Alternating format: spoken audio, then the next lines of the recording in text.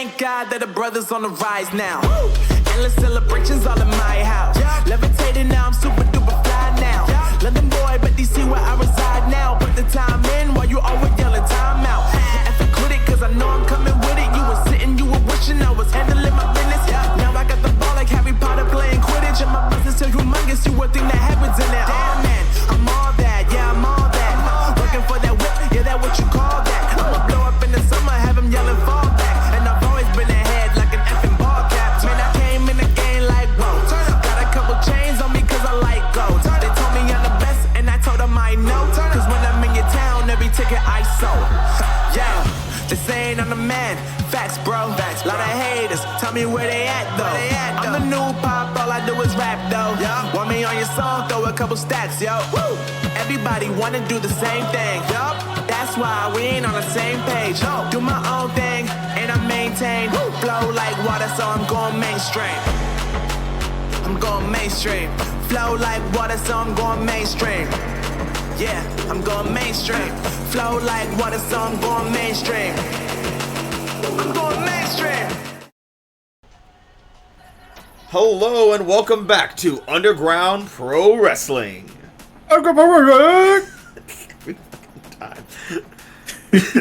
I'm your center of the table commentator, Madhouse. To my right is the undead but always positive Ava. Never. Fuck you. And to my right, from all the way across the pond, it's Camper. Always. Fuck me. Okay. So, Camper has been mourning for the past couple of weeks as he watched Eiji Yamamoto lose yet again. Now, I have some theories. Oh my god. So we've established that whoever I was talking to wasn't Adrian Yamamoto, which means it's possible that wasn't Adrian Yamamoto in the ring. No, Camper, that's not how that works. It was definitely Adrian Yamamoto. Without a shadow of a doubt, Adrian Yamamoto. And here I thought you were supposed to be negative and go into denial. Maybe side with me once in a while. Oh, God. Okay, well, anyways, the point is that your reigning, defending, undefeated, undisputed UPW World Champion is still Cassidy Graves. Yeah, plus really, a loss against Cassidy Graves doesn't really count.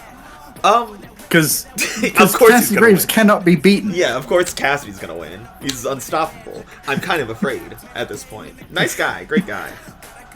I think most of the World Division is afraid, as they should be. Cassidy Graves is a monster. Well, he is barely human at this point. He started as human. I don't think he is still human.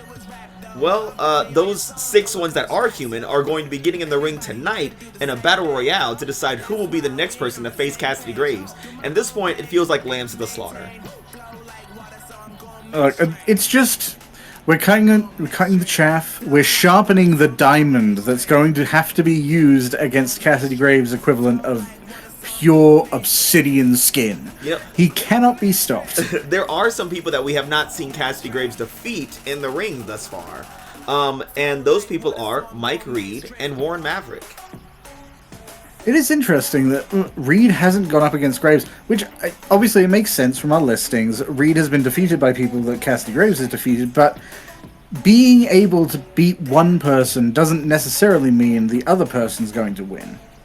That is completely true.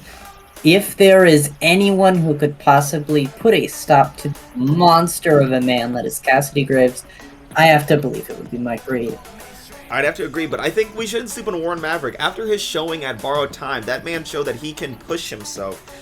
Not to win, but at least push himself to some extent, throughout some kind of punishment. He can certainly push through the crowd and reveal himself as some kind of strange animal wrestling freak. Look, I see Warren Maverick, and all I see is the poor man's Mike Reed. And I am not a poor man. I will say, the World Championship division, at least, doesn't have to worry about anyone jumping in for a last-minute claim like some of our other divisions. That is true. As you know, we have a Borrowed Time winner from the men's division little Richie Rivera, the Wonder Kid. Yeah, that guy. Okay. Who I managed to feel like- outlast Brutus Knight, Big Mike, the Reaper Reed, and Warren Maverick. Yeah, say what you will about Richie Rivera being a little lighter, definitely light on his feet. He was in that ring with 3 absolute powerhouses, and he still came out on top. Yeah, it is impressive, and he can use that briefcase now to cash in on either Cassidy Graves or JT, given that they are still the champions when he cashes in. I mean, obviously there is one that he should probably cash in over the other, because one is a losing battle. Free advice to Mr. Rivera: do not go against Cassidy Graves by choice. Yeah, I don't know. crazy. I think it would be funny to watch. it would be a waste of a briefcase. But in the Look, women's your best division, we also... With it in Rivera's hand is already a waste of a briefcase. Wow. Wow, jeez. Well, and we also have a women's winner of Borrowed Time, as we saw Alexia Quinn bring home the briefcase for herself. Now talk about a waste right there. I'm noticing a trend with the people that you're saying that's a waste on. It's usually like upstanding people who support their friends and value their community.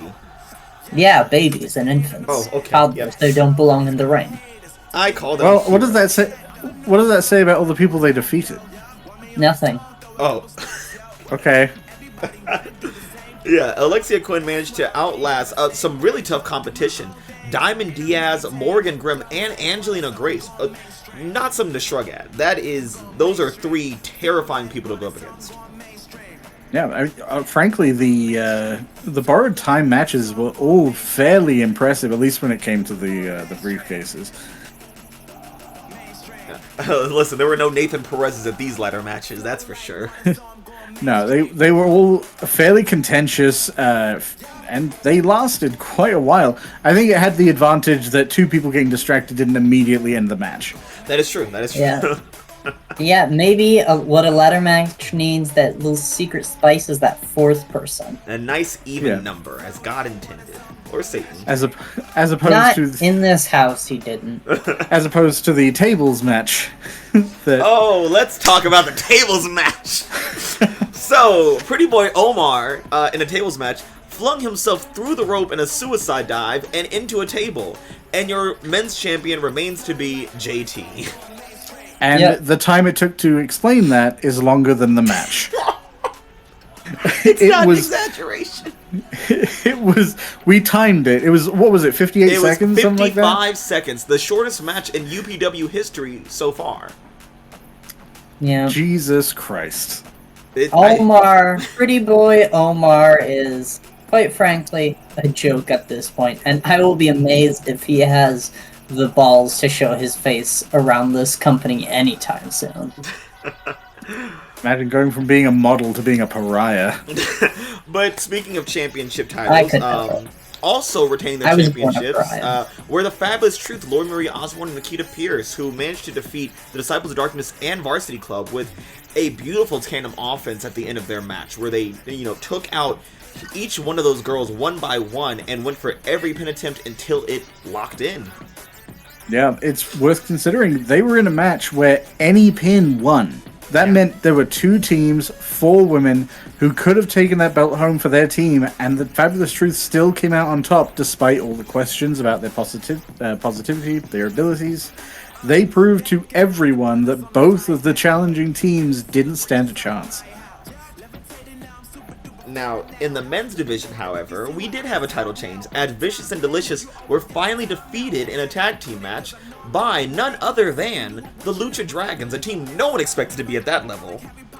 No, I think that was, quite honestly, a shock to not just all of us, but everyone there. Maybe even the Lucha Dragons themselves. Yeah, Psycho Cyclone, Hercules Jimenez, they've had some issues the past month or so.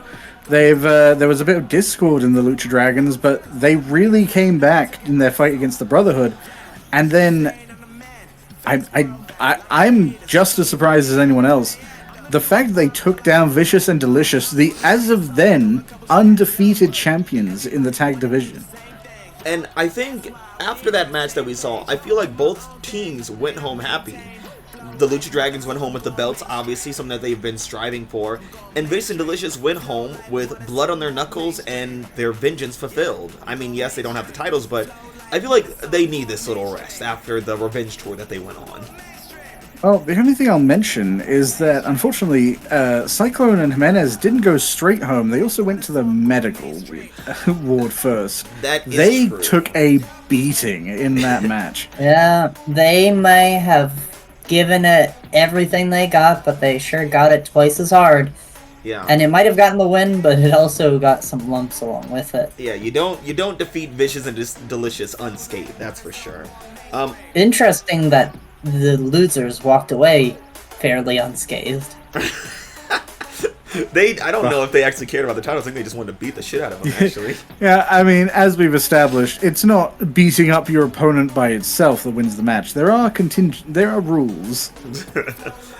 I don't know if that's true. We also saw the Curse Championship, as I see it in my eyes. The Women's World Championship change hands again. Now, I will push back on this a little bit. Because to imply it's cursed takes away some of the merit of Rachel Votta, who came swinging into the lead up to Borrowed Time, not losing a single match against some of the toughest competitors in her division. I will say, but so did Kendi Jordan when she was rising up through the ranks to defeat Kimberly Cho. And so did Kimberly Cho to become the inaugural champion. Well, sure, but Rachel Vota's cool. Okay, well, I feel like there's a bias there, Camper. So you're saying that Kennedy Jordan and Kimberly Cho aren't cool? I'm not saying that, but I am saying that Ravo essentially came in the underdog and just swept the competition. Whereas I feel like everyone was expecting Kennedy Jordan to do very well after her initial match against Kimberly Cho, and Kimberly Cho was already an impressive combatant. Ravo has essentially surpassed all expectations.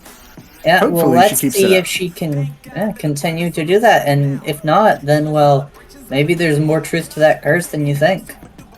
Well, let's see if she can, manage to carry that title without, losing every single match leading up to the next pay-per-view, which, let's talk about the next one. Our next premium live event here at UPW will be Adrenaline. Oh, yes. One of the most- Adrenaline.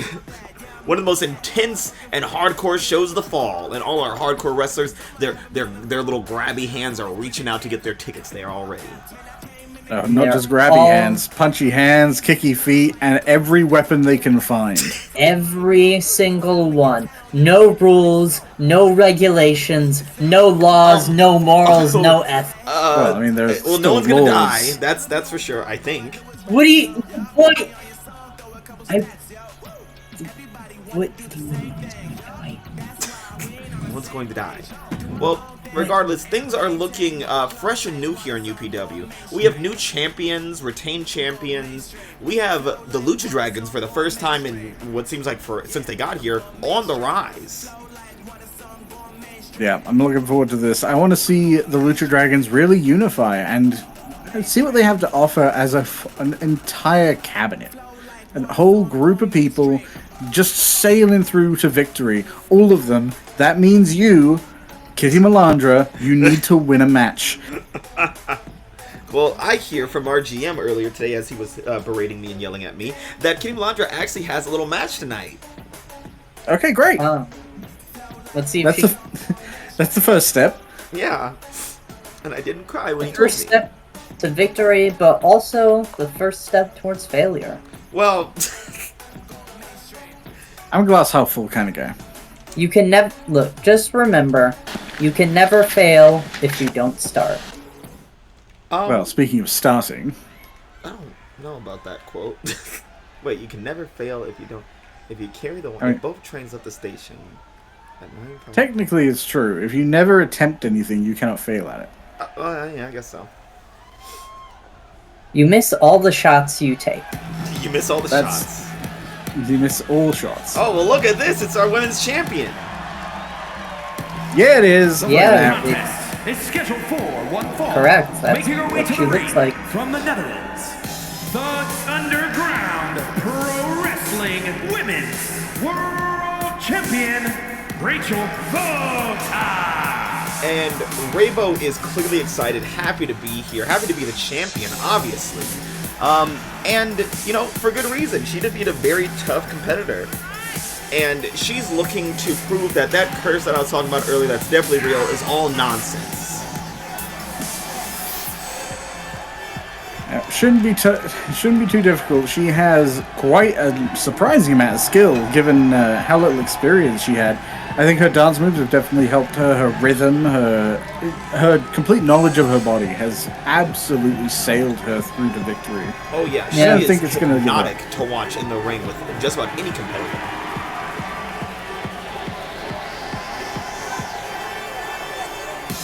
Love the bouncing. I wonder who's going to be answering her open call to kindness.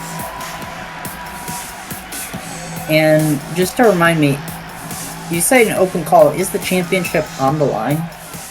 It is not, surprisingly. It's always a thing of like, uh-oh. Oh, I know this music. And from Reno, Nevada, Rhylee Thunder. Well, looks like our hardcore girl is getting ready for the hardcore event straight from the top by going after the champion. Oh man, well Love to see it. This does fit Rhylee Thunder's MO, I will admit. But as I was just saying, Raybo just wants to show that she can defend the title if it's a championship match, if it's a regular one-on-one match. It's the curse of as soon as they get the title, they start doing normal matches, they just lose them all to random people, tag team competitors, people not even in the same division sometimes. It's just nonsense. It's fine. It won't be happening tonight, especially because with the champion's advantage, if Rhylee Thunder cheats, she still gets to keep the championship belt anyway. Good thing the Even if it championship belt's on were, the line. Even if it were on the line. Good thing no one has ever cheated in the entire history of UPW. Okay, well, I still feel like the biting people and spitting venom should be there. It's not. That's not against the rules. That is illegal. Oh my goodness, they're taking her right to the ground. Oof. Right from the start, Raybo going in on the offense. Yeah, she's incredibly fast, and we've established before at UPW, speed is a huge advantage with a lot of these competitors. You can take them off their feet, but whoever gets up fastest is still likely to be in the stronger position. Okay, now Rhylee Thunder trying to take advantage here. Showing off her home speed here. Oh, just scraping her boot against her face.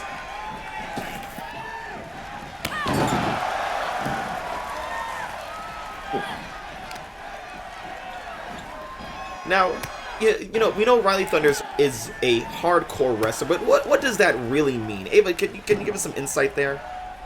Not really. Oh, okay, thanks. Okay. I don't really know that much about wrestling. Wait, how'd you get this job? Didn't you write the rule book? Yeah. Well, that would explain why it's so bad. Yeah, that explains a few things now. Oh my gosh, and Rhylee Thunder now just unloading on Raybo. Just pure brutality. Yeah, putting in a lot of effort. Now, some could argue that this could be a strategy on Raybo's part, playing the defender, letting Rhylee wear herself out, but frankly, she just doesn't have the physical endurance to withstand this kind of assault for long, so she has to get on her feet a lot quicker than this. Now, with Rhylee's thing, she is all about causing pain, whether that's with a weapon or the ring itself. And if she's not allowed to use that, she'll use her body in every way possible. See how she contorts the limbs and then puts all the pressure in the worst kind of way onto them. Right now, the curse is looking pretty real. No, it's just Raybo's just thinking. She's strategizing. Rhylee Thunder getting hyped up in the ring. She's is really that been targeting something Raybo's she's legs. known for? There we go. With the rhythm. Dodging out of the way. That sounded rough. Oh, and a nice leg drop right to the stomach.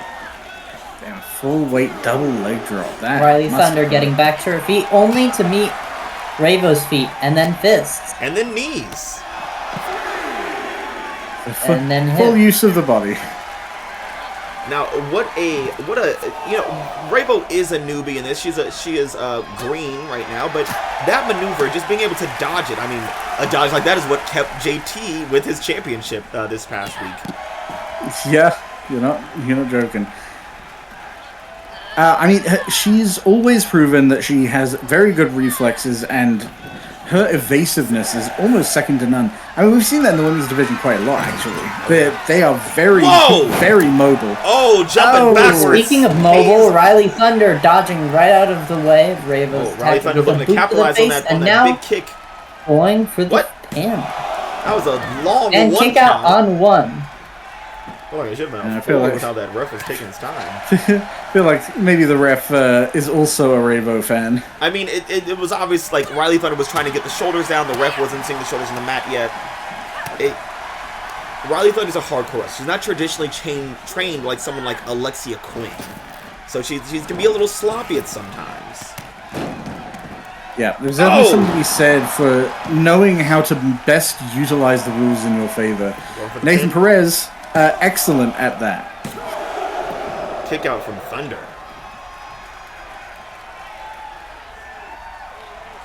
Ravo is taking the ground here. Yeah, going for a grab. Boom, straight to the head. Right into the arm as well, making sure to... Oh, an arm drag to the Rhylee turning things around. Oh! Headbutt. One of her signature headbutts. Last caress! Oh my goodness, already! Rope break! Oh, see?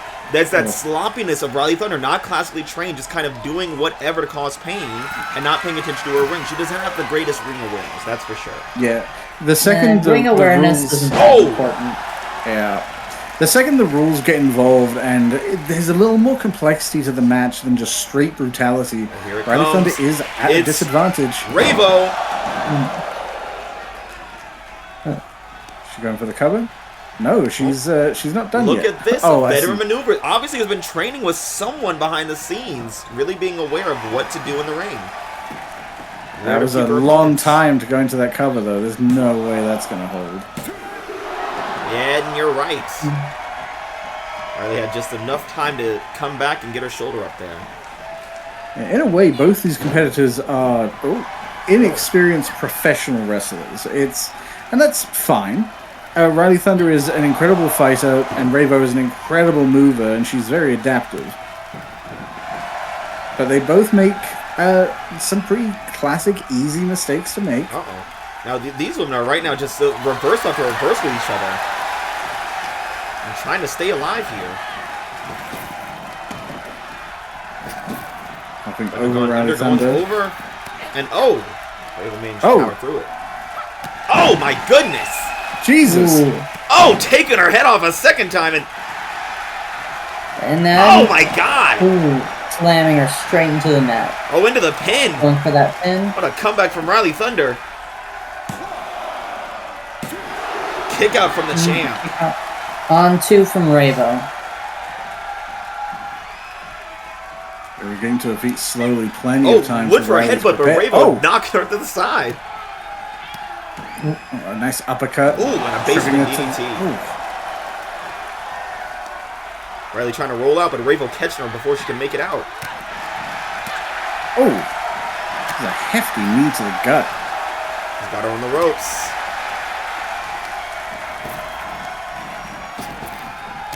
Swinging her across. Thunder, but not paying off there.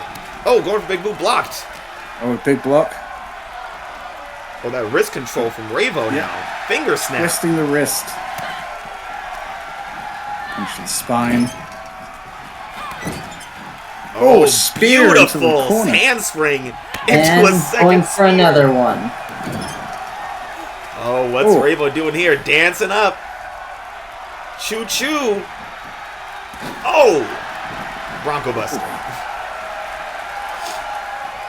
I heard choo choo. I was like, the Cho Express? It's time to hit the Ravo again. Looks like she's close to the ropes again. She's gotta move her. Might be wasting time again. Yeah, it would be to her benefit to do this outside of the corner in future, but... Going for the pin. Rhylee's close to the ropes. She could try to reach out there. I don't know if she's awake. I don't even know if she'd be aware of the rule. Kick out again. Shoulder up from Rhylee Thunder. But not getting up, leaving Ravo plenty of time to retake control again. Oh! Oh! Leg trip. Oh! Nice Drop kick to the evasion. back. Rhylee now up to the middle rope. We're struggling herself to her feet. Oh, a little too far there. Not seem to be the best at judging the distance between herself and her opponent. Oh, another bad judgment of distance there. Yeah, I don't think either of these ladies really... Trying to get the wrist control, but Ravo trying to get out of it with an arm drag. Incredible movements. She is very flexible. Got her up into a... Trying to get a suplex off, but... Oh, blocked. Ooh. Oh, Punch straight another to the block. gut. Oh. He's got her up in the fireman's carry. Elbows from Rhylee Thunder. Trying to break out. Oh my goodness. And she does. Oh, those clutched knees. Oh, Neither goodness. of them are letting the other get anything off right now. Right now, Rhylee has control, but it's only a matter of time. Last caress. Another? Is that Once it? again. God, I hope not. The curse is It real. is. My God. Rhylee Thunder. Ravo can't believe it. Oh. And she tries to take a swing at the not the champ, Thunder but the sending winner. the champ out. Says adrenaline is ready for Rhylee. Yeah. Ravo may be feeling a little insecure after that loss. It seems like she wasn't ready to accept defeat. I mean, Ravo has been, since Tenacity, where she lost in her original debut, since then she has been pretty undefeated. She's been on fire lately, and so to just have that, ripped out from under her with all this talk of a, curse, which is definitely real, I imagine that it can be stressful. And maybe the nerves got to her. Maybe we should douse that title belt in holy water and maybe a little salt. We should. That would be against the rules. That's against the rules. That's the one that's against the rules. Yeah, definitely. You can't sabotage someone like that. It's because you're allergic to holy water and salt. No. Interesting. I don't believe. But it would make the belts. It would tarnish the belts. No, yeah, I guess you're right there. Well, that was So Camper, what was that about the curse not being real? Because it feels pretty real. Like I said, maybe we call him a young priest and an old priest. Just, I don't think it's real, but I feel like we should take measures just in case. I don't think I'm gonna get robbed, but I feel like I should have a house alarm. Look, if you feel in danger on the streets, I don't think you need to get mugged to want to carry some pepper spray. That's I don't fair. like. I just, an ounce of caution is worth a pound of cure. Right? Maybe that's how Cassidy Grave keeps his belt for so long. No drama ever comes his way. Yeah, he pulls an 11. He actually sleeps in like a tub full of water and salt and just purifies every day. Sleeping in a bathtub. If Cassidy Grave sleeps in a bathtub, I wouldn't be surprised at this rate. If Cassidy Grave sleeps in a bathtub, I feel like a lot of people are going to start sleeping in bathtubs. If Cassidy just Grave to see if they can sleeps- replicate his power. If this man even sleeps, I'd be amazed. Yeah, he sleeps upside down in a cave. He bathes in blood. But next up, we have some women's tag team action. As we see two teams that we haven't really seen much of. We see High Voltage taking on Too Cool. Previously, we've seen the Fabulous Truth taking on the Disciples of Darkness and Varsity Club and all that nonsense. But, Fabulous Truth has solidified that they deserve these championships. And now some newer tag teams are looking to show that they want to challenge. They want the chance to, be in the spotlight. And, kudos to them. Kudos to one of those teams. Good for them for having the guts to get a match. All you have to do, if you do Fabulous Truth's way, you just got to whine the GM enough, and he'll give you one, I guess. And if these two teams look like they're good at anything, it's whining. Hopefully, one of them's good at winning. Yeah, well, we can only hope. Well, one of them is better at it.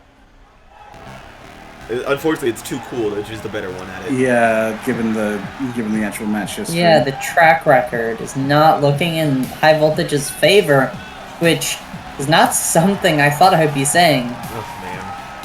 The following is a tornado. They don't seem tag team match. that discouraged by it, though. Coming in with all the energy they usually do. Well, that's the thing. JoJo Hopkins and Jacqueline here, they are they are full of energy. They are full of positivity. That nothing gets in their way. That every loss is just a learning experience for them. Well, they've certainly learned a lot. Let's see if they learned enough to win. Camper, can I trade seats with you? I don't like sitting next to Eve anymore. Why? What's wrong? No, a lot.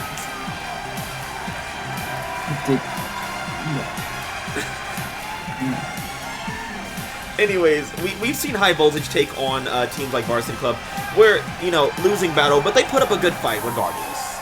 You know, they kind of remind me of Los Guerreros, honestly. Energetic, full of positivity, ready to prove themselves as a new team. Yeah, I mean, they've had some impressive matches. While the matches haven't gone their way necessarily, they have been solid combatants, and I think they stand a really good chance, especially because it's too cool. So,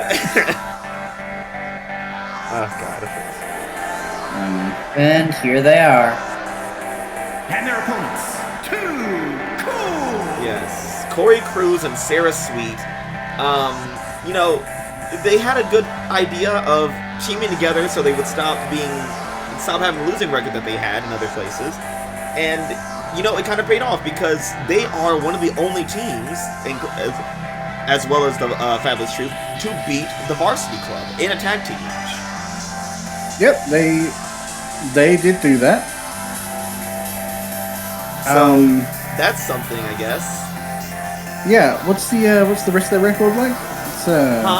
It's It's one and then probably a double-digit number after that. Okay, good. I'm glad we're on the same page. Okay. Lime versus orange creamsicle.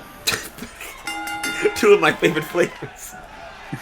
I do genuinely love orange creamsicle. So It's pretty good. Kind of it's a great flavor. It's very good. Now, I mentioned earlier Too Cool being one of the few people to defeat Varsity Club, and they have been letting it be known in social media too that they deserve the shot at the Fabulous Truth. Okay, well, no. Of course, the respectful High Voltage disagreed, as they are now whooping the shit out of Too Cool. Yeah, it's one thing to be a contender having lost a match or two. It's another to take a victory off a future contender and say that means you deserve a shot. A dropkick from JoJo. You know, JoJo's right now, staying mobile and aerial. JoJo Hopkins is going insane right now. Yeah, she has quite a bit of experience behind her now. We have seen the resilience of JoJo before, as we've seen the uncanny speed of Jacqueline to match her, you know, insurmountable power. Yeah, I will say, despite the reputation that they do possess, we have not seen a lot out of Too Cool, which means it's hard to really know what to expect. I know. Disappointment. Oh, right now, Sarah Sweet is clawing at the eyes of Jacqueline there. Yeah, that's not a wrestling maneuver. Oh, and here they go. A little tag team action. This Double is team. wrestling, and that's a maneuver she's doing. So, by categorical Very rules. smart strategy with Too Cool, isolating JoJo, kicking her out of the ring, and then isolating Jacqueline. Bring apart with a little tandem offense now. Sarah Sweet up on the top rope. Second JoJo gets back in the ring, things start going poorly for Too Cool. Pushing Sarah Sweet out the way. Sarah Sweet blocking whatever JoJo was building up there. Yep, And yanking her by tossing the her hair. over And meeting her a ledge. partner. The offense from Too Cool, they are in sync right now.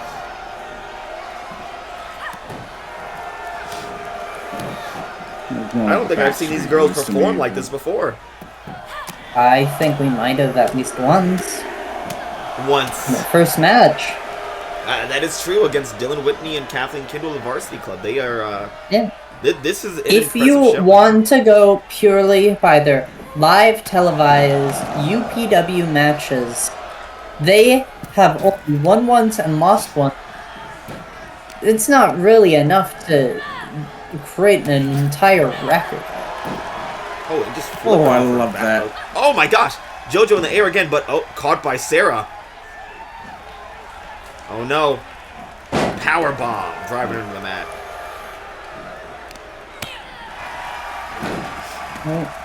Jacqueline getting Jacqueline in recovery. fighting back. We've seen some surprising things. Oh, Jacqueline taking some time to shoot a 3-in elbow drop. My goodness. Oh, back elbow right to Corey Cruz. Oh my gosh, and knees up. Replicating some of the high-flying maneuvers from her partner.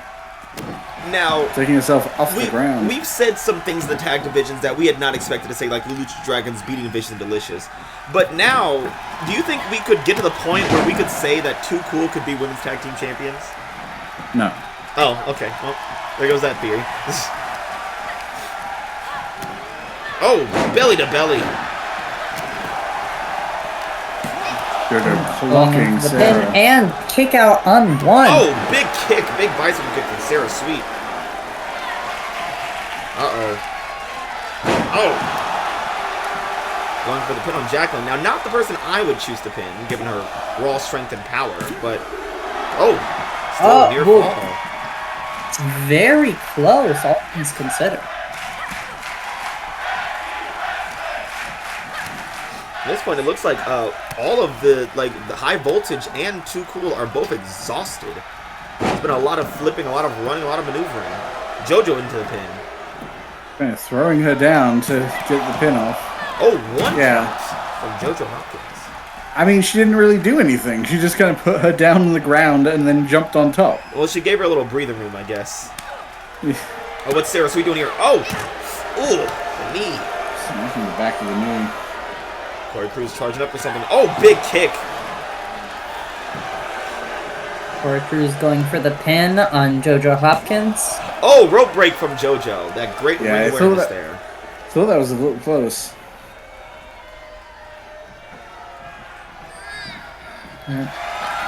Sarah Sweet just waiting for the moment to strike. JoJo trying to kick out Hopkins, of there, but however, she is undeterred. double-teamed. Oh, Yeah, she had a good recovery, but facing 2-on-1 is always a losing match.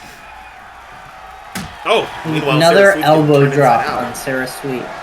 That looked a lot like she just snapped her And neck. going Oh! for another one. Do it again. Oh, JoJo, jawbreaker to get out of there. And look at Jacqueline outside. Oh, never mind. Camera guy sits this way. The sunset flip, power bomb. Surprised you can go straight into a cover from there. Oof, those elbows from Jacqueline. Those got to be the heaviest elbows in the division right now. Oh! Oh my god, Sarah Sweet's not alive. Yep, she's dead. Wait, she's dead? Oh, no, she's still moving. God damn it. Oh, Corey Cruz going to the cover in the ring. Did Jacqueline realize it? Jacqueline the ref hurrying taking in. a long time to... Ooh, breaking it up, too. The ref ran all the way around that. If she Cool. hadn't... Getting a lot of 2 counts Yeah, on I these mean, pins. the ref's job is to make sure those shoulders are flat on the mat. He's got to make sure, he's got to be sure before he starts counting. Oh, What even is a a shoulder? reverse DDT. Man, on the back of your head is not fun. Right now, Ooh. Too Cool has been pretty dominant right now. Not a phrase I thought you would ever utter. And not a phrase that I wanted to. Unfortunately, we are here to report only the truth. And right now, the truth seems to be that Too Cool is beating the shit. Oh, out and of immediately I broken up by Sarah Sweet. JoJo trying to sneak one in there. Nice evasive roll. Learned from some Dark Souls, it seems. Oh, beautiful Hurricane Rana. Skill. I know some Dark Souls. Now Jacqueline's alone in the ring with Corey. Oh, tried to go for a Not- punt, but missed. Great. Bursting into that one. Get out of the grip. Jackie's grip. That's pretty impressive, given her sheer strength. A little Enziguri from the mat. Oh, JoJo's coming in to assist her partner. Oh, a little Taking heel her hamstring. time, not assisting her before Corey Cruz can hammer into those hands. Oh, JoJo obviously exhausted. Now Corey Cruz taking JoJo up. Yeah, JoJo hesitated too long, and now Corey Cruz has taken down both members of High Voltage single-handedly. My goodness, and now here comes Sarah Sweet coming to help her teammate finish the deal. Oh, and pinning it while Corey Cruz holds Jacqueline's arms back. It's very close to Yeah, throat. won't get a interruption that way. Oh, but JoJo kicks out again. Ooh. Jacqueline able to evade that kick by... Oh, beautiful stunner. Sarah Sweet looking to make her pay, dragging her by her hair. Ooh, just tossing her across the ring. Lifting Jacqueline off her feet. That's impressive. Where did this sleeper strength come from? Uh-oh. Sarah Sweet up high. JoJo slowly getting back up. Please don't jump backward. Okay, thank No, God. she's decided to jump forwards back into the ring. Smart decision. Yeah. Jumping backward off the ring, that is probably the worst thing you could ever do. Oh. And now, both of them just picking JoJo apart now. Jacqueline trying to wake up outside, trying to get herself back in that ring. Maybe she could try a little harder by moving her feet. There we Maybe a go. little faster, too, while she's at it. Oh, but here comes Corey. Sling Blade. JoJo's up. This Sling Blade of her own. JoJo prioritizing the safety of her teammate. What a good friend. And now Corey Cruz is stuck alone with both members of High Voltage. Let's see how long that lasts. Sarah's up on her feet. Foot DDT, and Sarah not wanting to get into that beating right now. Smart decision from Sarah. Did they? I thought. Oh, I thought Jacqueline was my about God! to grab Oh! her. Jesus! I don't even know what that was, but it looked terrifying. The twirly whirly. Little twirly whirlies. Oh, JoJo charging up for something, but blocked by her teammate just being away. Oh my God! Oh my God! Just kicking. Jacqueline, turn around. Broken up. Oh no! Trying to reach And over Corey JoJo. Cruz getting Jacqueline up into the powerbomb position. My goodness!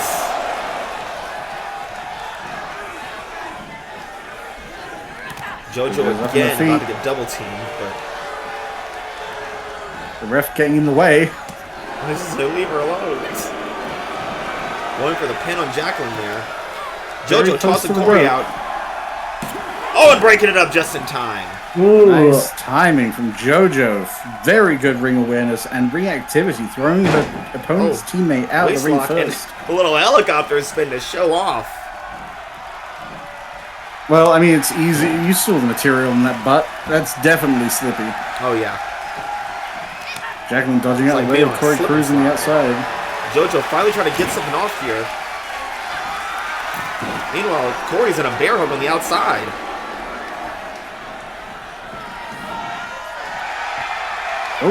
Oh, and Sarah Sweet coming to save her teammate.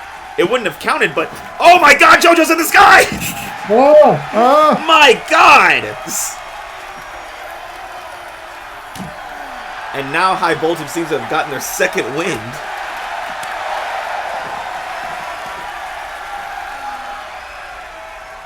Oh, Slamming the back of her head onto the ground outside the ring. now it's Jacqueline's trying to do something. What's she going for here? Oh! Split right across the neck. And now they're going for Corey. Oh! A nasty slap taking JoJo out there. Her man Too cool didn't waking take back control up. of her. Oh, JoJo into the steps. The Too Cool's turning it around again. It's been quite a back and forth seesaw of a match. A more impressive match than what I thought it was going to be from both these teams. Sarah sending Jacqueline back into the ring.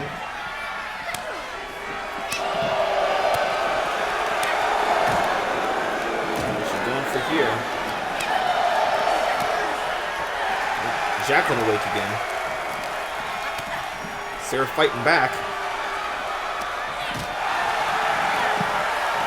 doing her very best not to end up in the Oh, what a powerful arms of takedown. Jacqueline. Ooh. And then just raining blows now. JoJo into the steps again. Cora's trying to put her out of business.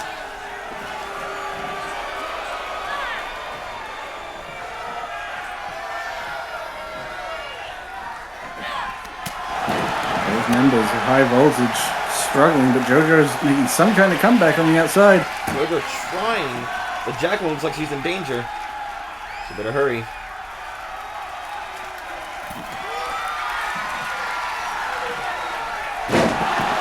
Go straight into the pin, but JoJo is right there to break it up.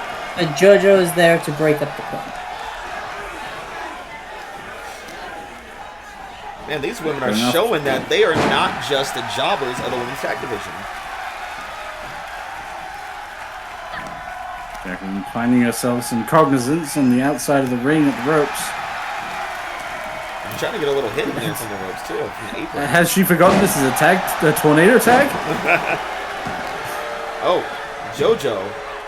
Beautiful Hurricane Rana. And JoJo is the MVP of her team tonight. Managing to flip back and forth between her opponents, coming in for the save on Jacqueline. Corey Cruz in the head as she comes out of the ring.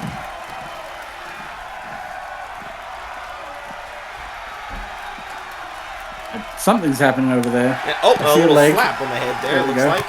Oh, and a little kick to the head in return. And now all of our competitors are outside the ring. Now, they do have to be in the ring. I don't know if they remember that part.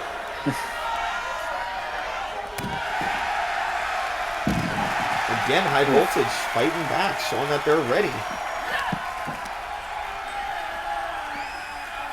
Now, all they have to do is throw them in the ring. You think they can hear us? I don't think so. They only hear us when we say they're reversing, right? Yeah. Oh, look, Jacqueline's getting her in the ring. Hey! Good job, making Jackie. some progress. Now she has to follow her in the ring. That's the next step. She's instead just walking into her teammate. And now Sarah's outside. Beautiful. Okay. I want her to just throw her straight back in the ring and then walk away again. Oh, if only Christmas could come early.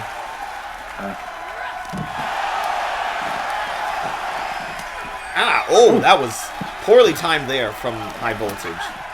Yep, throwing Corey Cruz straight into her teammate. Yeah, expecting Jacqueline to be ready, but Jacqueline was nowhere near it.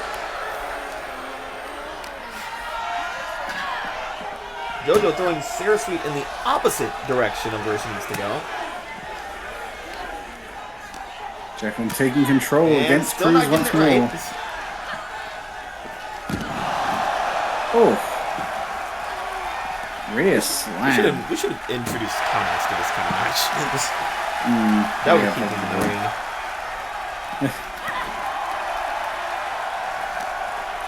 Okay, JoJo now sending the other member into the ring. Now she just has to follow her in there. Never No, mind. Corey Cruz. As she goes for a tilt-a-whirl backstabber. Oh, keeping her opponent down though. Maybe no. All this She's gonna time stay. wasted. JoJo needs to really pay attention and capitalize on that pin.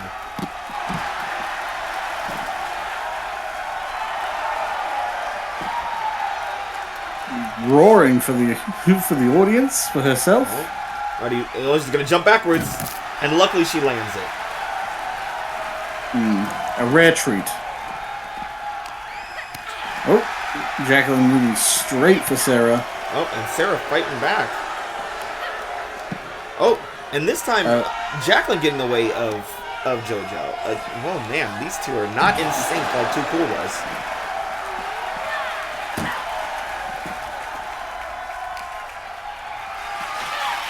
Okay, at any point they're gonna get in the ring, right?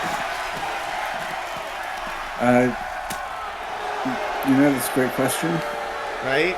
Okay, wait. Oh, here we go. Get in the ring. Yeah, and JoJo she's is in the leaving. ring.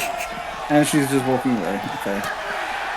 Maybe Sarah will take advantage. Nope. She's Nope, going she's for gonna Jacqueline also too. stand out there and wait.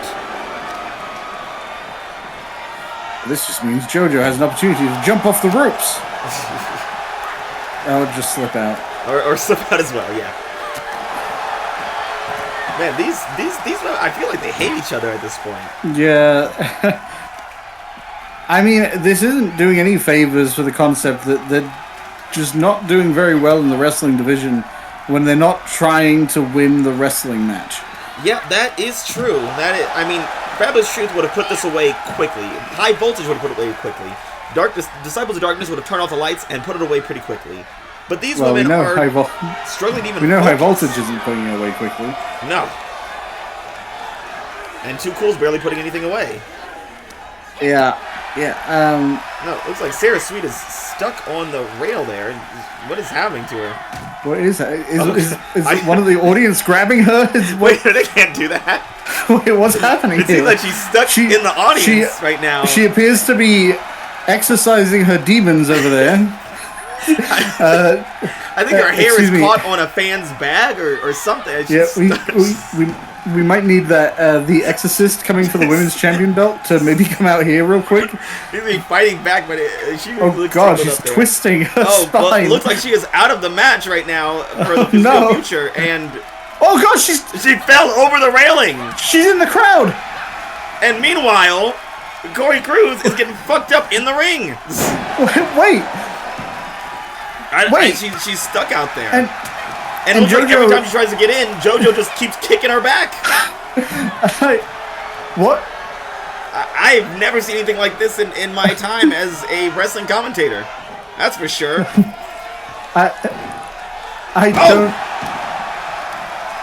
I'm sure something interesting is happening in the ring, but fuck that. What's going on out there? Oh wait, a pin. I wonder if Sarah's going to be able to stop this. No, High Voltage takes it home as Sarah Sweet gets caught outside. She's just punching. She's punching people in the crowd. That's fine. Well, not the most sportsmanship show. They signed their waivers. They knew what they were doing.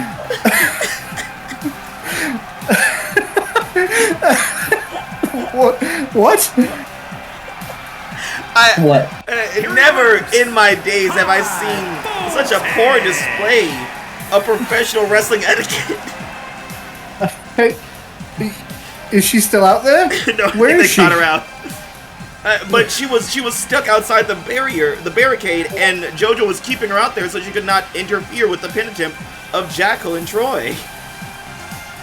I have no idea what we just saw. You know what? This is why. We saw two winners. Yeah, this is why Too Cool is at the bottom of the listings, I will say. Wow, between Pretty Boy Omar and that, I don't know what's worse. It's Omar, never mind, yes I do. Omar's worse. Omar's significantly worse. That match was a decent match right up until Sarah of Too Cool decided to have an exorcism, jump out of the boundaries and start punching the audience. From what I could tell, JoJo threw her into the barrier. The audience, but doesn't the audience deserve it? No. No. And also, even if they did, it's definitely not a good way to win the match. Oh my god. There are some things more important than the match. Apparently, and I think Too Cool can recognize that. Apparently, one of the things they should have been focusing on that might be more important is getting rid of the demons before they come into the ring. Yeah, we gotta really choose our locations better, guys. But from what I could see, it looked like Sarah Sweet was thrown into the barricade, and her hair got caught on a bag or Velcro or something, and she was flailing, and then ended up toppling over the railing, and was kicked out, was continuously kicked as she tried to get back in. I've never seen anything like that before. I mean, tie up your hair next time, I guess. Fuck. That is the advantage of people like Kitty the Malandra with the mask. Yeah. Keeping them hair all contained.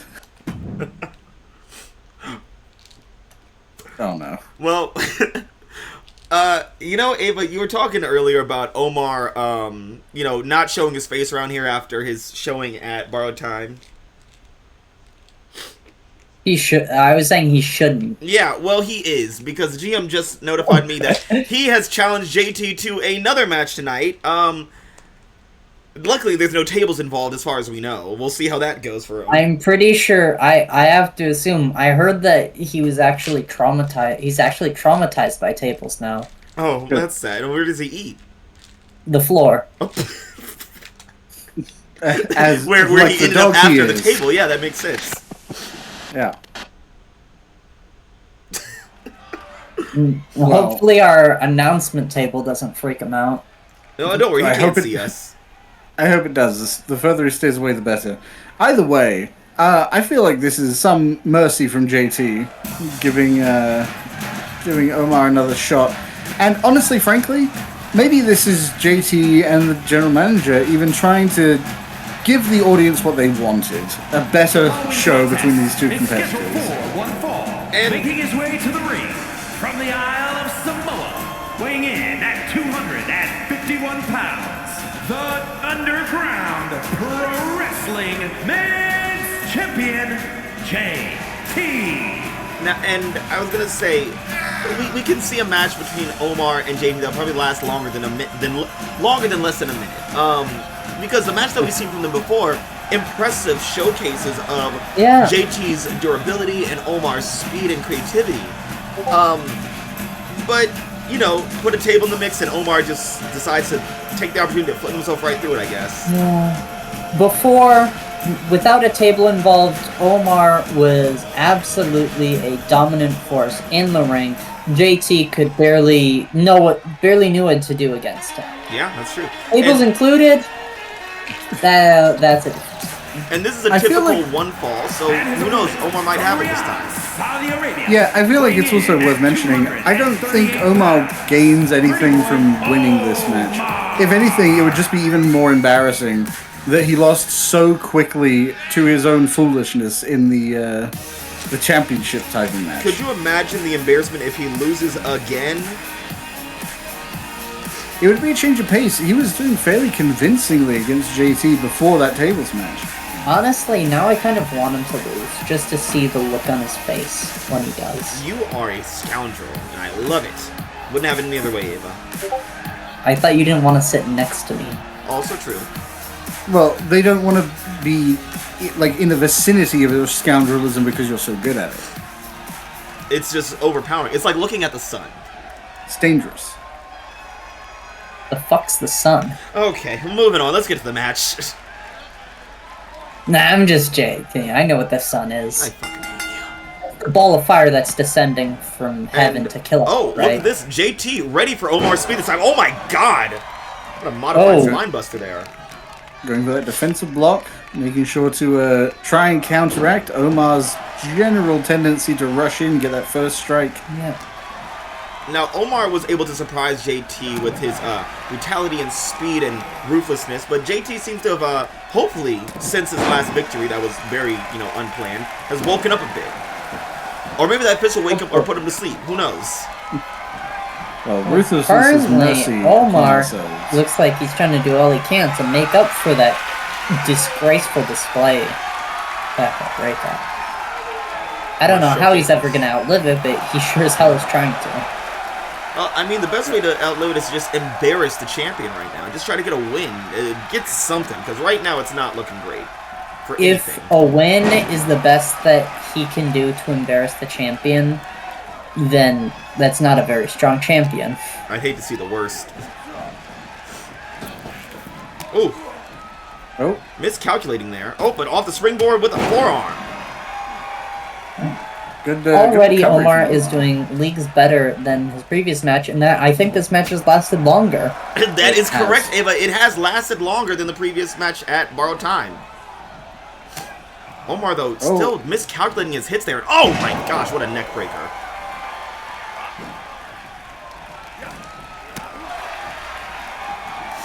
Perhaps, I mean, if Omar could win, perhaps something could be said that JT was only able to win because of a technicality. You know, I think JT's level-headedness and calmness is what helped him win. He knew he didn't have to rush, that Omar would just go flying around trying to show off, and he flew his ass right through a table.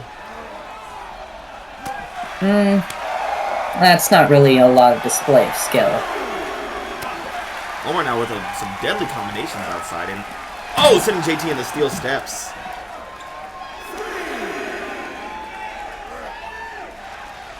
Well, thankfully for all of us, this match does have countouts.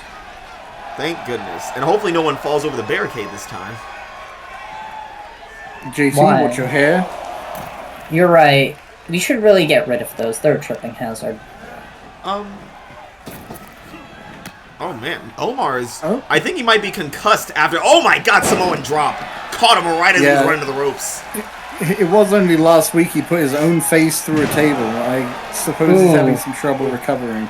JD's looking to put his fist to his face next. Jesus Christ. Yeah, well, if he didn't have a concussion before, I would not be surprised if he had one now. Oh, JT going for a big swing there, but not paying off. Oh my goodness.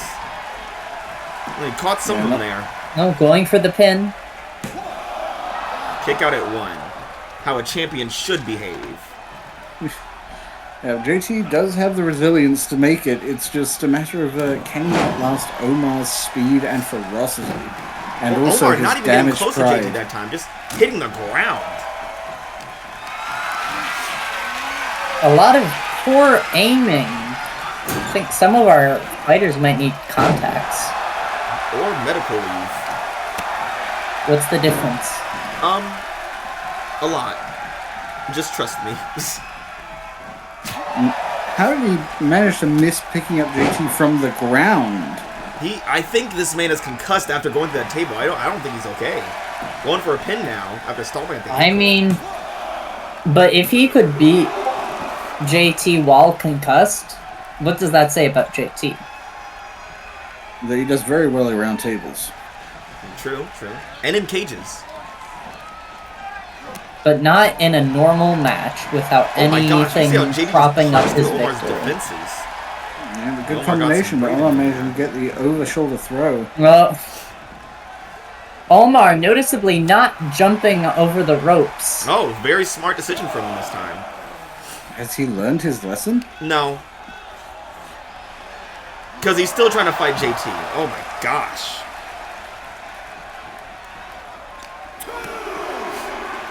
Right now, this is a much more even match than we've seen he seems to be succeeding quite handily. Oh. These palm strikes. Just mounting the other man. I'm not gonna make I know what I said. I'm not gonna say anything. Camper, say something. I hope he doesn't go over the edge. Me too, Camper. Me too. There's a child there this time. We don't need the child getting punched. I think the children should get punched. That's my official We stance. should You can not quote me punch on the that. children. Punching children is okay. Omar trying to get a count-out victory here. Count up to 7 now. JT on the ground, flat on his back.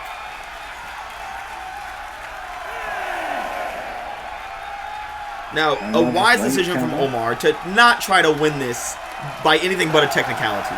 Not the best for his credibility, but, JT, ref calling for him to come in.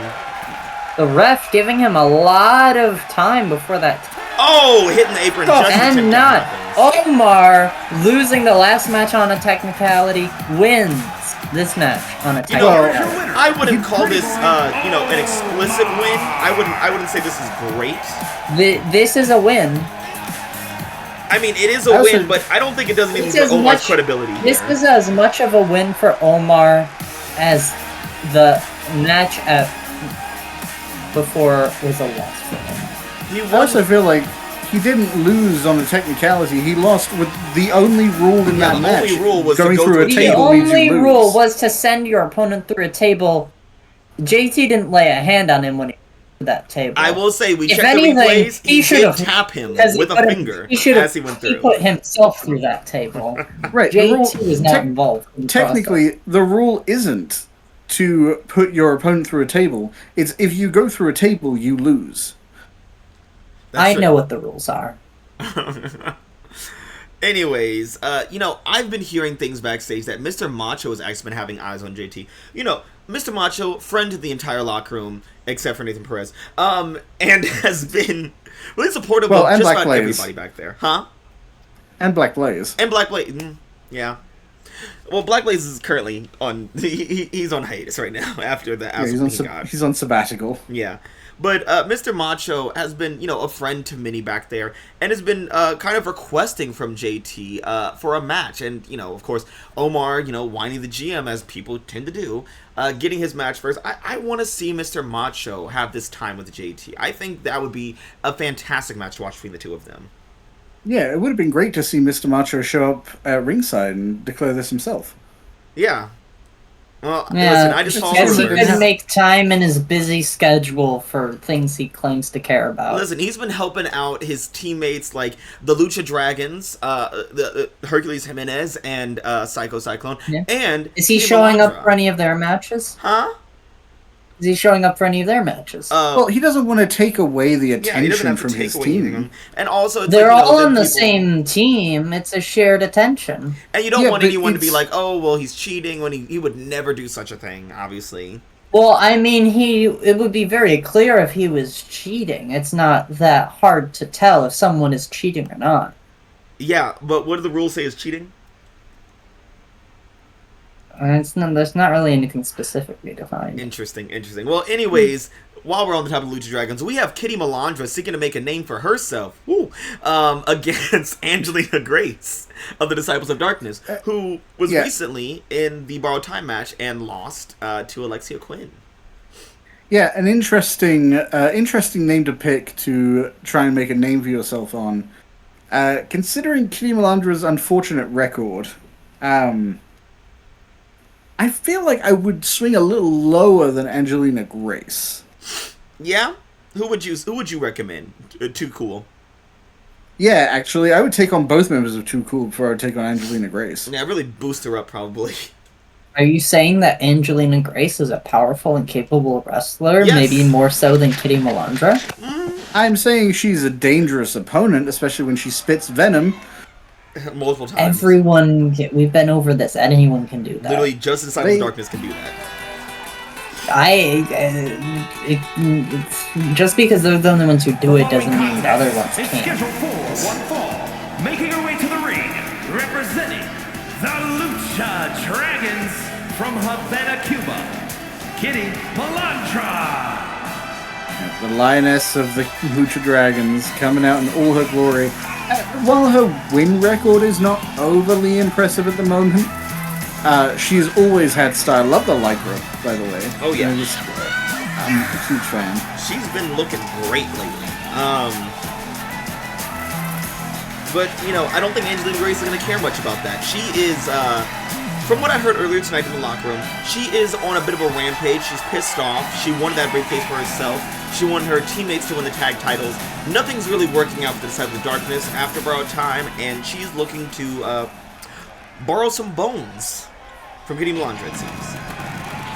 Borrow bone? How do you borrow someone's bones? I don't think you can. I think you just take them. You're the one who said it. I'm Hey, just reading off the technically- script that they gave me, okay? Tec- The GM technically you- Representing the No, Disciples wait, of no, Darkness it's not from scripted. Salem, I mean, Massachusetts. the None GM of this said, is scripted. The GM said I have to start reading off the Nothing- script, and I Nothing don't want to. here. This is not scripted. Wrestling is real. Yes, the only thing scripted are these index cards that the GM keeps sliding to me via Carrier Rat. Yeah, it was actually, say what we will about the general manager, it was really good of him to put some effort into the gift Cassidy Graves gave him. Yeah. I mean, I don't think the Rat really dreams of labor. Well, I mean, no one does, but, when you're rat, you're rat. But and when your mouse, your mouse.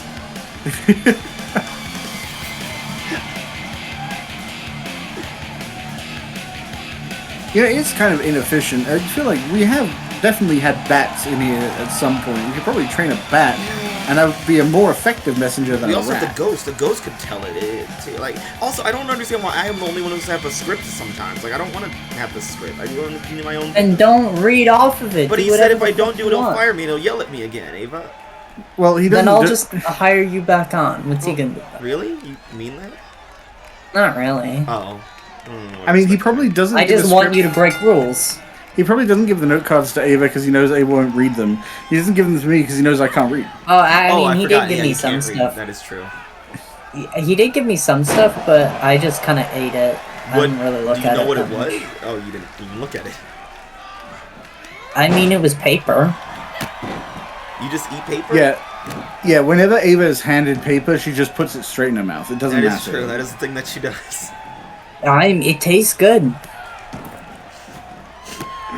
Well, Just anyways, let's smashing. talk about Kitty Malandra, who's looking to make a name for herself here. She is looking to rise to the ranks of her other Lucha Dragons, who, she wasn't at borrowed time, but she wants to make it to Adrenaline, obviously. She wants to be a women's champion. She wants to be a winner. Oh, so you're gonna have to survive a few more arm drags for that, looks like. Or leg drag, I guess, in this case. It's technically called a Dragon Screw, Camper. Oh, look, charging up off the top rope. Oh! Corkscrew did not fail. She did turn her back during that. I'm gonna count it. She did jump for it, but turned her back. If you're gonna turn your back after the jump, you might as well be jumping backwards. Yeah, because the thing is, my problem with the jumping backwards, I think I've very clearly established I don't like it. You lose sight of your opponent, and you can't prep yourself for the landing. Yep, you can't brace yourself. If your you can't opponent's see the ground. if your opponent's no longer there, obviously you can't adjust yourself, so there is an argument to be made, it doesn't matter that much. But if you think you're going to hit something and then you slam onto the ground at full strength, you're just don't do it, guys. Right now, the count is going up. They got to get back to that ring soon.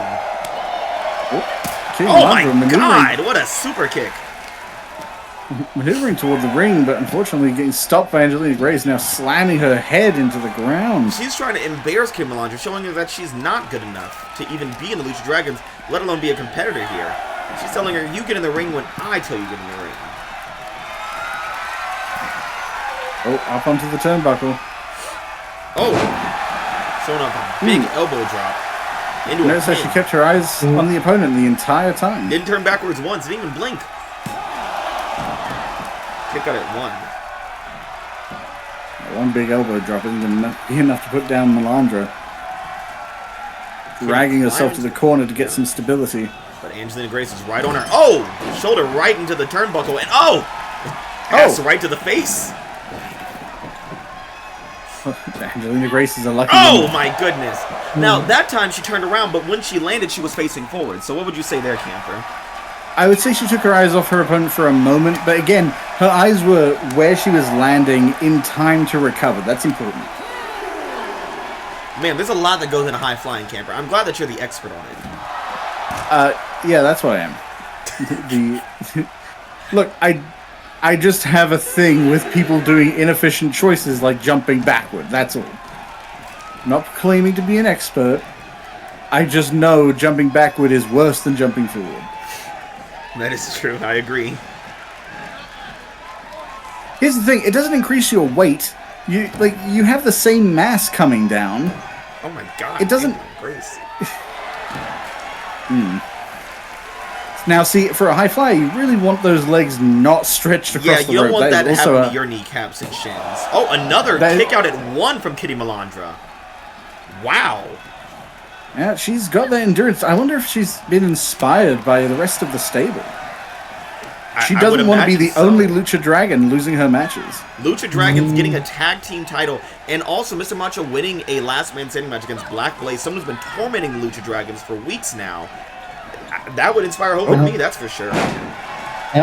Kitty Malandra definitely wants to show that she can pull her weight in this table.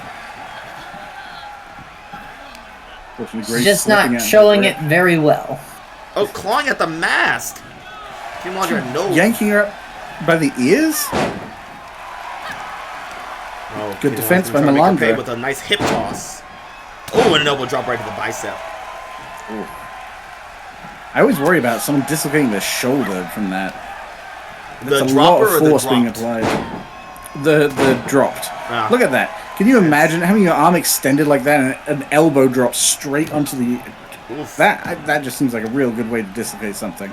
Let me tell you, dislocated shoulder is not easy to compete. Oh my god! She is really working on that left arm of Angelina Grace. I think it's gonna pop out pretty soon. Oh, over the ropes! And this time landing it. Oh, unfortunately, managing to hit her head with the back. I mean, Kitty Malandra is a is a true believer in if at first you don't succeed, try again and again and again. Especially if you hit it the second time. That's why she's still here at UPW. She doesn't give up. She always tries. Seems to be working out quite well for her right now. Angelina Grace has turned it around in some points, but Malandra's had a fairly convincing round at least through this. God. What a blow. Oh my god, another hook. Damn, A just third one. sheer Oh, but that one gets power. caught up. Get away from that rail. Yeah. Oh, That rail is dangerous. turn it right back around on Grace, going right for the thigh. And look at those combos. Oh, hip toss from Grace. Oh. Dragging her out by the ears on her mask again. Oh, head slam outside the ring. Count is up to 7. These two women are going at it. Oh, heavy kick to the side. Count is at 8. Kitty Malandra Oh. wisely getting back in there. Oh, stumbling, and Angelina Grace follows right behind. Oh. Underdog suplex. Oh. Oh my god, what a pin. Oh. Ooh, Oh, kick out barely kicking out there. from Angelina. Oh, Malandra right back on her feet. She's not waiting. Well, she was waiting for a split second. Speed and agility of Malandra here, taking her time. What's she planning for here? I would love to tell you the ref's head is in the way. Oh. There we go. Getting Grace out of what slipping looked out of like her a grip once power more. slam. Uh-oh. Oh no. Could this be? Wait a minute. That's Elgato Oh. Loco. She's stealing her move.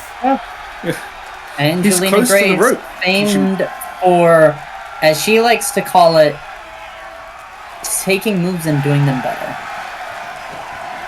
Oh, Malandra's out of her grip. Can she recover from that? My Both gosh. ego-wise and Yeah, that is just embarrassing to have your professionally. own submission move used against you. Unless you're Cassidy Graves, it just makes you angry and bleed. Oh, what is that? Oh, octopus Is stretch. that an octopus stretch? Well,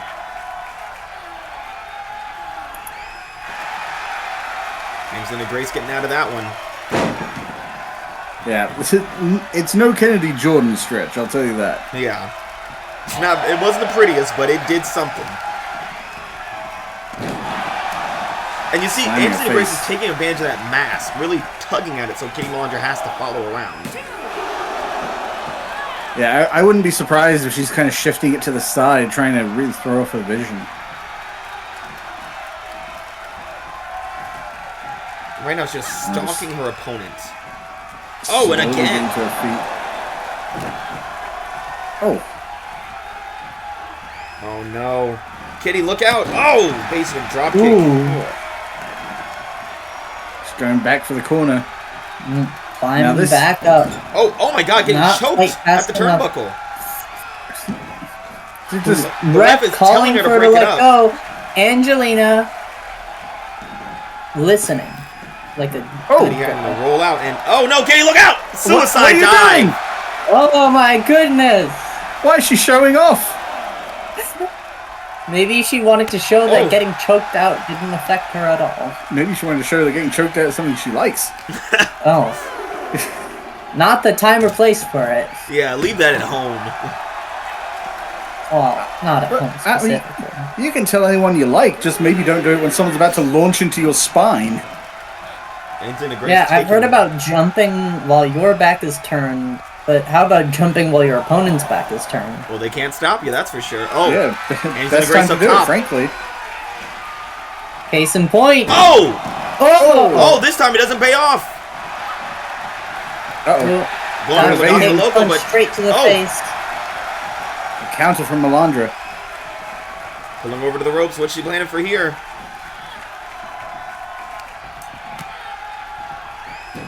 What is Kitty gonna do?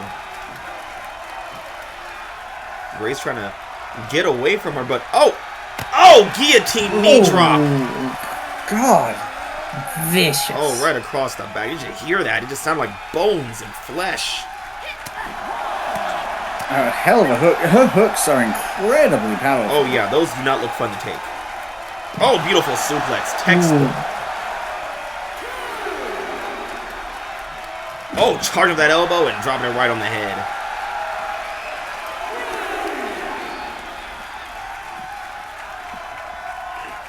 she doing here? Oh. Another underhook. I want to do a little glam slam stretch and just drop her down. Ooh. Kitty Malandra not giving Angelina Grace room to breathe right now as she sends her back into the ring. And now she's going up top. Getting some high flying ready. Can Ref she get just from all the way jumping over the ref? Oh my The god! air on goodness! that. Oh And god! she's charging up for something else. Could this be it? It is! El Gato Loco! Oh, showing her the real deal. Oh, Angelina Grace barely able to get out of it, making it. breaking out of it. Now, that's the thing with people who are able to copy maneuvers like Angelina Grace. That means they've studied the move. They know its weak spots. They know exactly how to get out of it. Oh, but Kitty Yeah. Malandra going for a Mayorana, but Yeah, blocked. not ready to end this just yet. Oh. But neither is Angelina Grace. Kitty back to her feet again. Evading a grapple, but ending up against the rope. Oh, and sending her Oh. over. My goodness.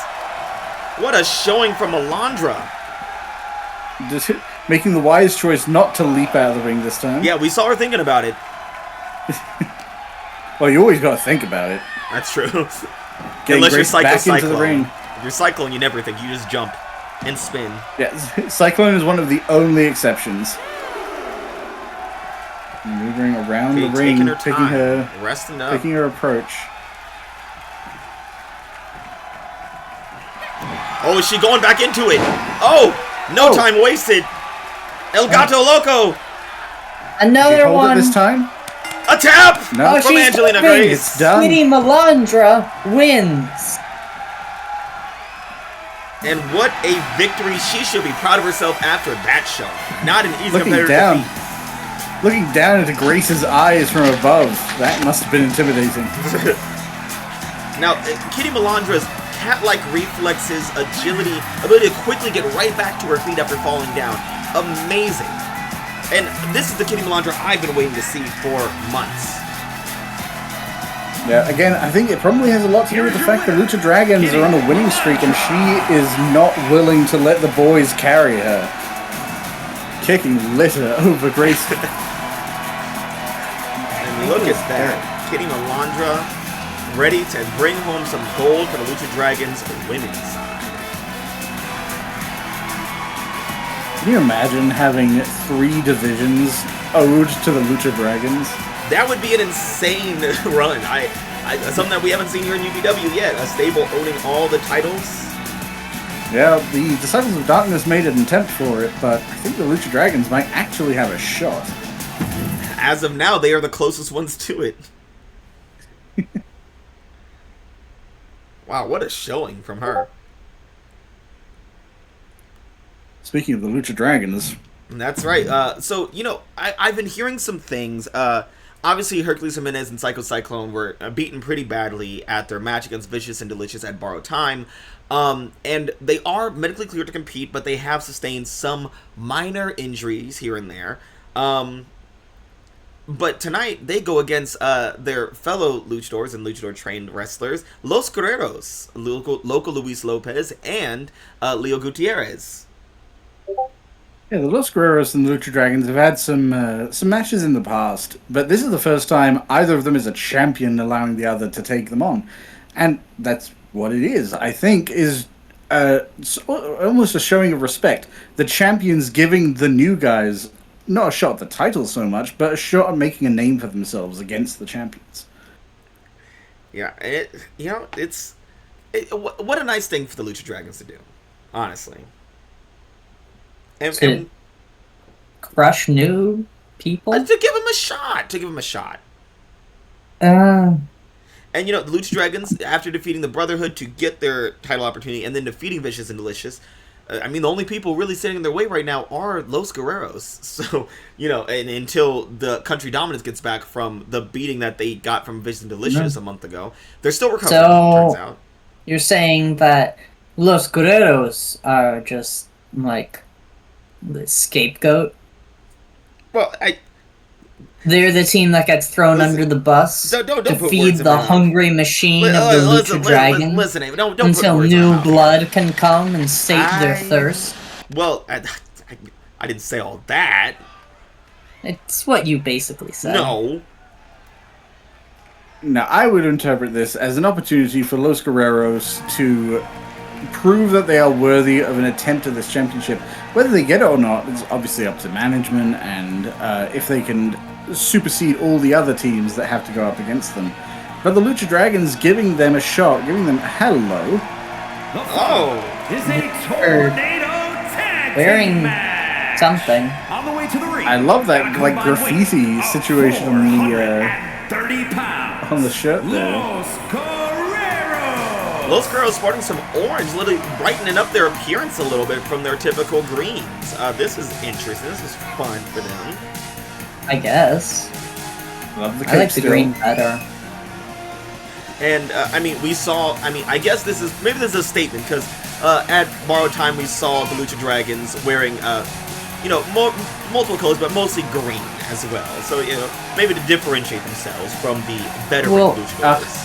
They're Well, the wearing their Lucha away Dragons were mostly wearing green. Like, that was like their specialty gear. I don't expect them to come in wearing green in this match. I like to think of this as Los Guerreros wearing their away colors. That's...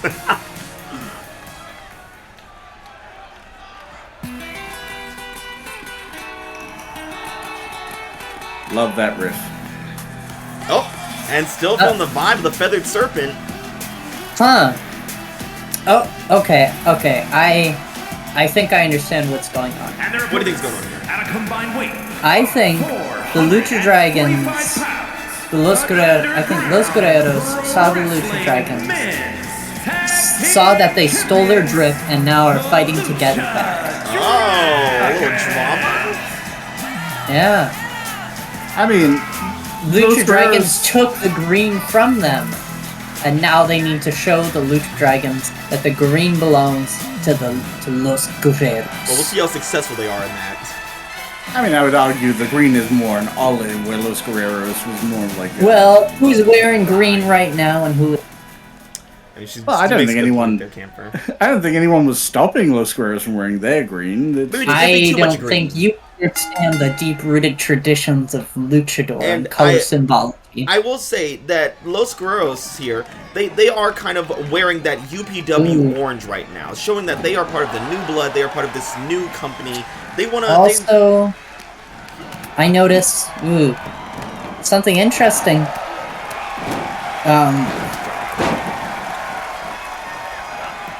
I can't remember their names, unfortunately.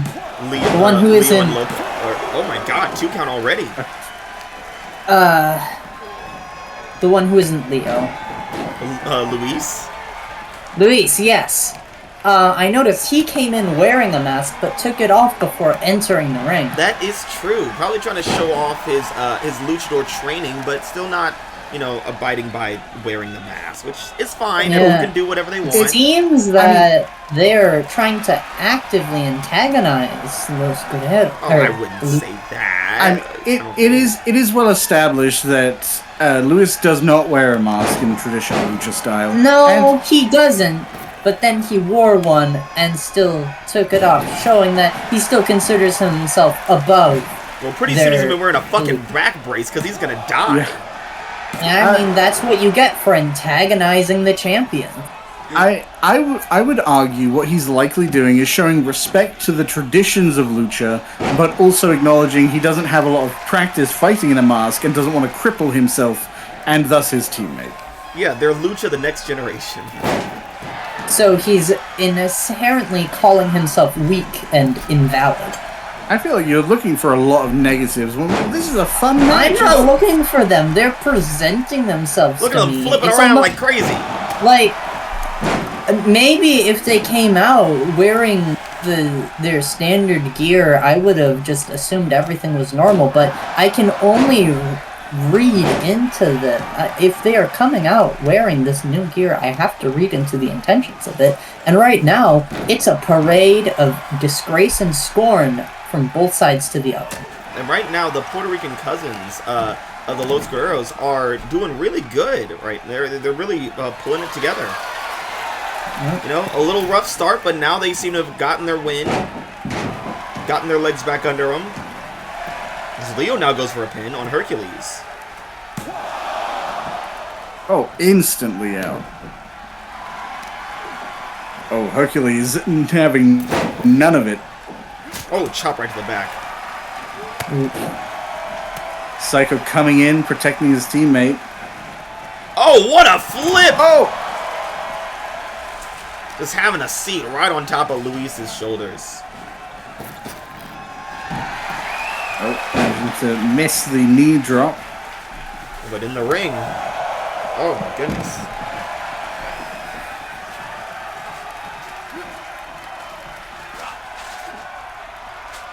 What is Cyclone doing in there? Oh, wasting time apparently as Leo just gets right up. Oh, leg drop there. Leo off the springboard, forearm. Jeez, right to the center of the ring. Off the middle rope. Jimenez getting slammed into the knee of Lewis.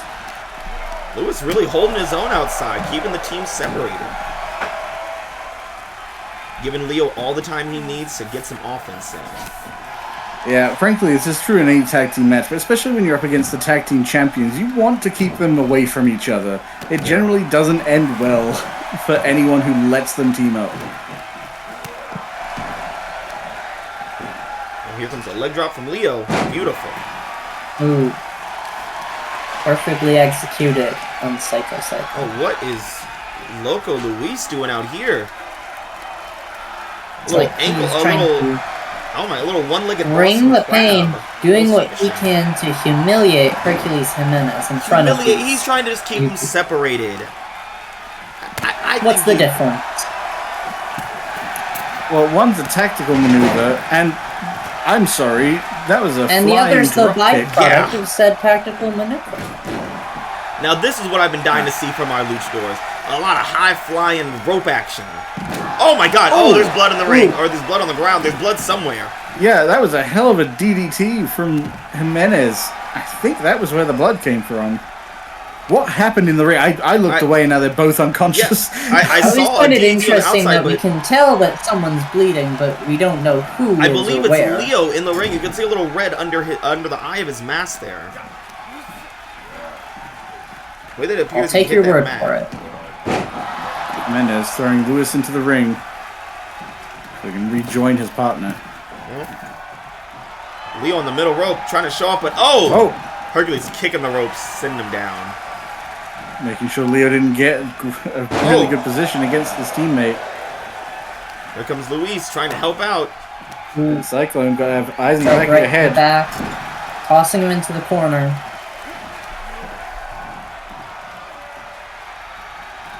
Oh man. Right now the rookies are just getting bested by the veterans. Oh no, what is this going to be? Okay. Oh, thank God he got down.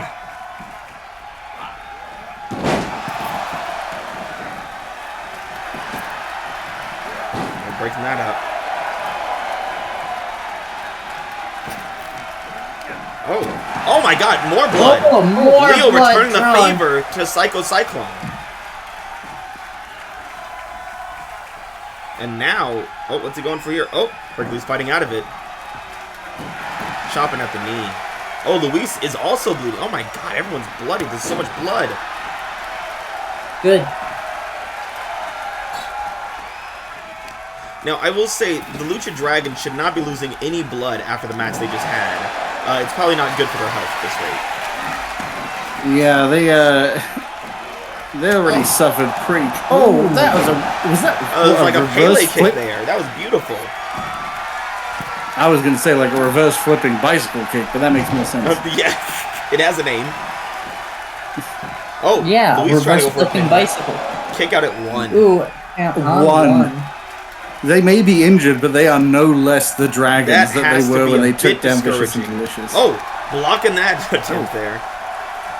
Oh, and setting him up for an attack if he's ready for it. Nope. Still ready for him. Took just a bit too long there. Oh, jeez, what a hook kick. Hell, that was. I don't think I could pull that off. Now, this is some offense that we have not seen yet from Psycho, Cyclone, and Hercules Jimenez, and he's jumping backwards. Oh, my but God. But it's Cyclone. It's okay. A kick out. Kick out. Luis. From Luis. This match is not over just yet. Good timing. Leo Cyclone was on the a little springboard. too busy to assist. Cyclone showing off for the crowd.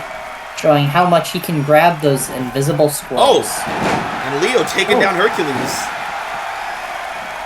Not even letting Luis stand. Cyclone trying to get to him. Leo's Finally now making it. alone in Got the him on ring. the ropes. Jimenez going out to join Luis. Stretch across the ropes. That counter feel good in the elbow. Oh, over. Oh, tried to drop kick, but dodged by Leo. And look at this. Luis trying to separate the teammates again. Leo better look out. It might be. Oh, drop kick right to the face. Careful on that barricade. It's dangerous. I was going to be shocked we didn't go for the pin on Luis that, but Luis coming in. Breaking it up just in time. Might have been very important. Leo was getting pretty worn down. What's going on here? Both men exhausted. Oh, kick right to the arm.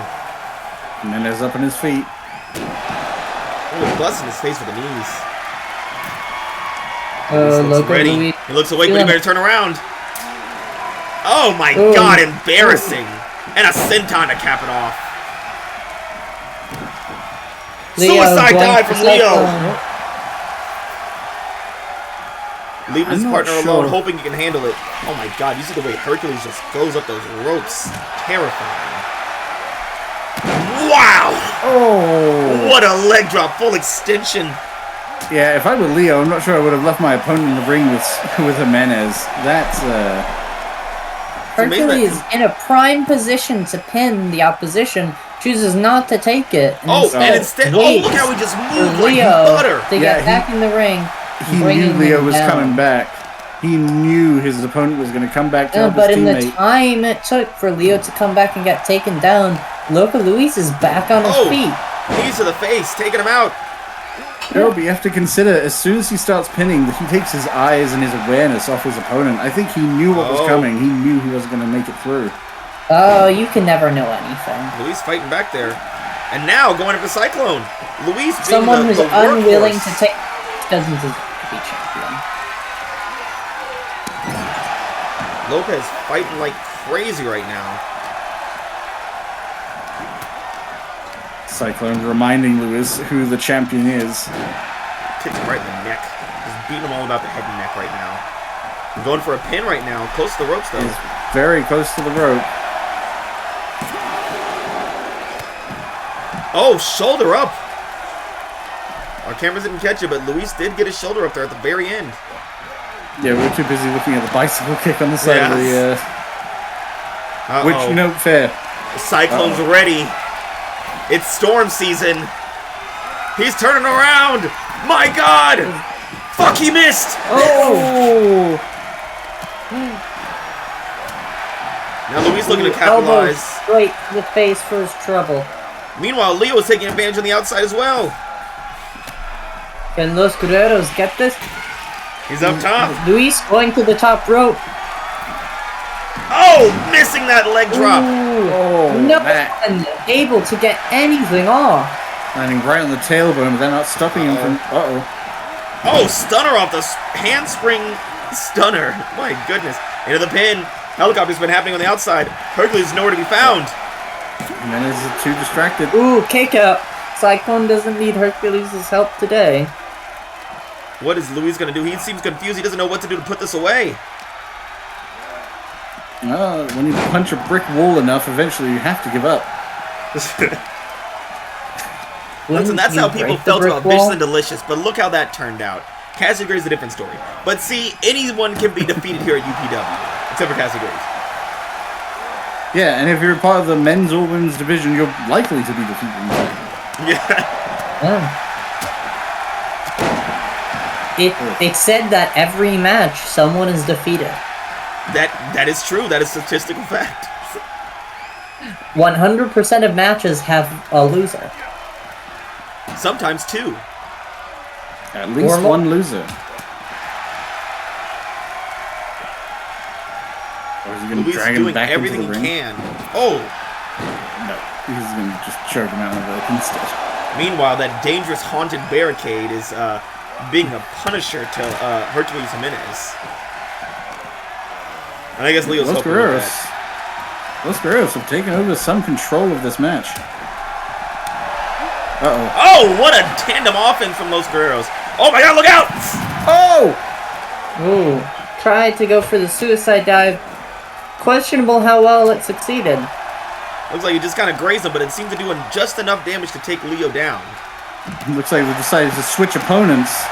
Maybe they think they're better suited to the other. I guess if this is any consolation, they might be true. Oh god, careful with that ramp. Careful with that rail. Please. He's using the strategy of pushing him outside the bounds of the arena. What? That child! That poor child! There's two children up there! Oh, into the steps! Ooh. Jimenez going for a combo on Lewis outside the ring. Oh man, and Leo just tossed around.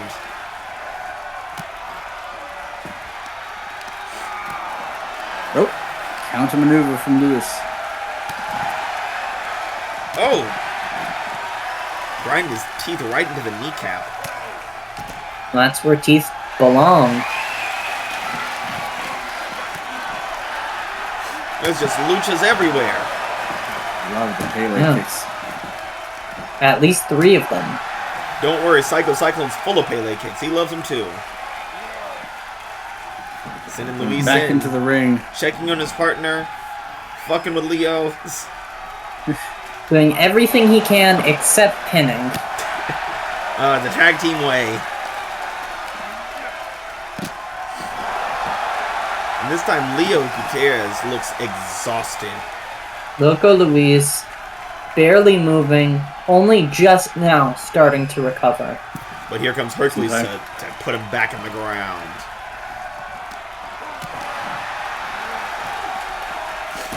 Counter Jimenez's grip.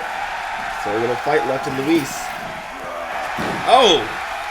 Oh, a dodge by Jimenez. And you see that Cyclone went to go check on his teammate, and you saw Hercules call out to him as he then turned around back to Gutierrez.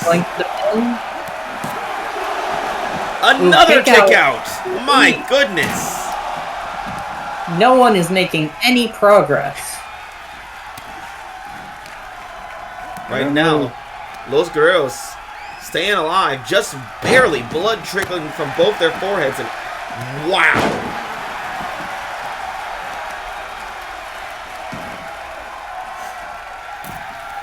Up to the middle rope for Luis.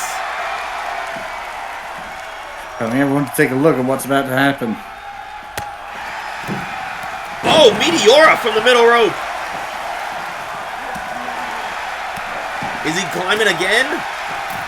To the middle rope again! Oh, God. Unfortunately, Cyclone's a bit occupied with Leo outside. He can't and even help a his spear teammate. from the middle rope! Ooh. Now would be the time to go for again? Oh my god, up to the top rope going now! from the top The rope. trifecta! Oh, that beautiful leg drop! Could this be drop. it? Into the pin on the right. champions! I would be shocked if that doesn't take the win. Oh, near And fall! he kicks out. He kicks out. Luis in absolute disbelief. Oh, Me one in for the absolute time. Tries to get disbelief. one from the mat. Misses. Hercules. I don't think I've ever seen someone more deserving of the name Hercules. My What a god, hell the of- world's strongest luchador powering through that assault of dives. But now Hercules is getting double team. Luis and Leo both on him. Oh, and why is he Getting out rolling of up the the ring. ring? Wise decision. Veteran maneuver to get the fuck out of there. Incredible resistance, resilience, and stamina. My god. And the Lucha Dragons are together in the ring. If there's anyone deserving of these tag titles right now, it is definitely the Lucha Dragons. And Luis alone in the ring, taking on both, kicking Cyclone right back out of here, and taking the fight right back to Jimenez. Drop kick to the back! Oh my god. Turning him inside out. Oh my god, he's up again. Going for a fourth one. Rope. Could this be it? Elbow drop. Ooh. Oh god. And Leo trying to keep the team separated. Trying to do everything he can to give Luis all that time to put in that offense. Going for a DDT on the other champion. He's drilling his knees into Hercules. And what is Leo pulling off here? My god!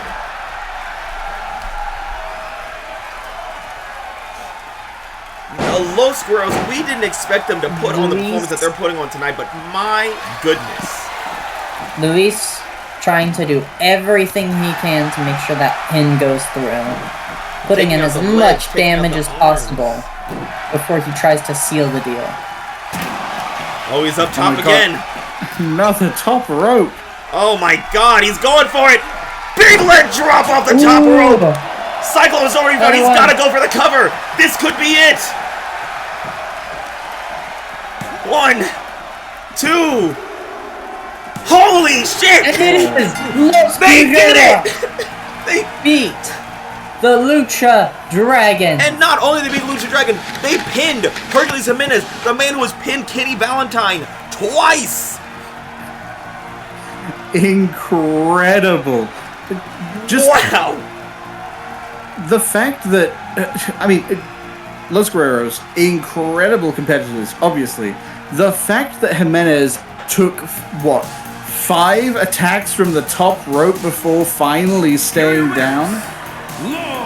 It says a lot about Lucha Dragons. It says even more about the Los Guerreros being able to one-up some of the most durable champions we've had. These two have a lot to be proud of. That was intense. That was insane. That was the resilience and stamina and strength alone. Just the creativity of their movesets. Astonishing. Yeah. They also displayed incredible teamwork, especially that maneuver outside. Leo was keeping his opponent busy, and Luis coming in with a flying drop kick to the side as soon as Hercules was on his feet. Incredible. Well, these cousins are partying hard tonight, and they deserve it. That was amazing. Well, on to tonight's sacrifice. And no, by that I don't mean Cassidy Graves. His match will be happening after hours, as our GM has decided. Sorry, Ava. I know. Why? Because I'm not putting words in the GM's mouth, but I'm pretty sure he kind of hates Cassidy Graves. Well, I hate him. Ava! I kind of hate him too. I mean, I didn't say that. I didn't say that. Yeah. You're saying you hate... I say our general manager, Darren Donahue, is a very nice guy, and No. Incorrect. Don't lie. Camper, help me out here. You're the face. Don't lie. The general manager has given us all jobs. I said don't lie. Well, he gave us jobs. Well, he lets us keep the jobs, I guess, more so. Yeah, and he summons you, which is your job. You didn't give it to me. You were born with that. Well, anyways, let's get to the... Actually, it was Maybelline. So tonight we have the World Division engaging in a little battle royale to decide who will be the next person to challenge Cassidy Graves. Now... The entire World Division? Well, -1. Except for one who has recently already had a title shot. And that would be Eiji Yamamoto, whose spirit is broken after losing to Cassidy Graves a second time at a pay-per-view. You know, I am following his social media, his real social media now. How do you know it's his real social media? There's a blue check mark next to it. Yeah, I missed the blue check mark the first time. I have seen him at his what do we call it? His long distance training retreat. Maui. He just keeps going from island to island, huh? Is he ever going to go back to Portland, where he's from? Well, I mean, I'm sure he goes there. He just doesn't post pictures about it because Oh. there's nothing to see there. Fair. Yeah. But he's training hard. He's I think at this point, you know how in The Princess Bride, when the Dread Pirate Roberts trains himself against deadly poison by No. taking small amounts. No. He does. He does that? Are you I sure? think Adrian Yamamoto is doing the same thing with mimosas right now, just training himself so that he will never be susceptible to them in large quantities. To a what's Is he a gonna become mimosa? immune to mimosa, to champagne? Like, what is he becoming immune to? Yeah, no, he's making sure that no toxic substance, including alcohol, can affect him by having small doses, specifically Oh, okay. with It's little an- umbrellas in the. Listen, I in think the as long as Cassie Graves holds that title, Adrian Yamamoto's never gonna beat him. And I think mean, that's just fact. look, I would say that about anyone Cassidy Graves faces. However, maybe this is our opportunity, our sharpened diamond opportunity to find the next world champion. Yeah, By and just I mean, throwing all of our world contenders in the ring and just seeing who survives. yeah, I mean, we're gonna see Big Bad Mike the Reaper Reed, Warren Maverick, Elliot Rhodes, Curtis Frost, the Iceman, the Stormbringer, Tommy Sparks, and Jason Pham. And I mean, we've seen all these men. We know what they can do. They are phenomenal. But this time there's no pins. There's no submission. Well, there are submissions if they want there to be. But the only way to win is by throwing your opponents over that top rope, and with both their feet landing on the ground. Ugh. Another match where you win on a technicality. Oh, Ava. It's not really a technicality, it's just the rules. That's called that's a technicality in my book. Okay, then so is a pin and submission. No, that's breaking your opponent's spirit until they have no fight left in them. Understandable. Well, I feel like the fight in them is staying in the ring. That's not how that works. About rooting their feet, rooting their The following legs. contest is a six-man battle royal. Making his way to the ring from Columbus, Ohio, weighing in at 260 pounds, the Iceman, Curtis Frost. Did the ghost just say Battle Royal? Yeah. Hey, Yeah, man. Battle Royal. How would you say? Battle Royale? Yeah. Well, I mean, What? I guess it's a Royal Wait, Rumble, which- not a Royal Rumble. Or wait, what did I just say? Hold on. Royal What the hell is a Royal Rumble? Royale I don't- Rumble. Sure, What the but hell is? It's a battle royale. yeah, Battle Royale They're not is battling the. They're not. We're not bringing down Georgia. I mean- I would actually like. We should do. Battle Royale is like a known established term. And his opponents, first from St. Louis, Missouri, weighing in at 235 pounds, Tommy Sparks. Now, the high-flying Stormbringer here, not really the skill set you want to bring into a match where if you get thrown off the ropes into the ground, you lose. Not really the thing you want. So you're saying it's not an even display of skill. I'm saying you have to be smart. You're saying to that win this some match. fighting styles are more likely to win than others than in a typical match. I think feel some like fight that's- styles are more likely to win a ladder match, or a tables match, or a normal submission match. Exactly. I feel like that was even more proven with Richie Rivera, the light high flyer climbing the ladder more effectively. He's designed. out So of you're his saying wall that by three big boys. you're saying that more people. You're saying that we're tipping the odds in the favor of certain contestants and not. I thought you were all about fair competition. Well, no, every competitor has to go through every type of match. Some just specialize.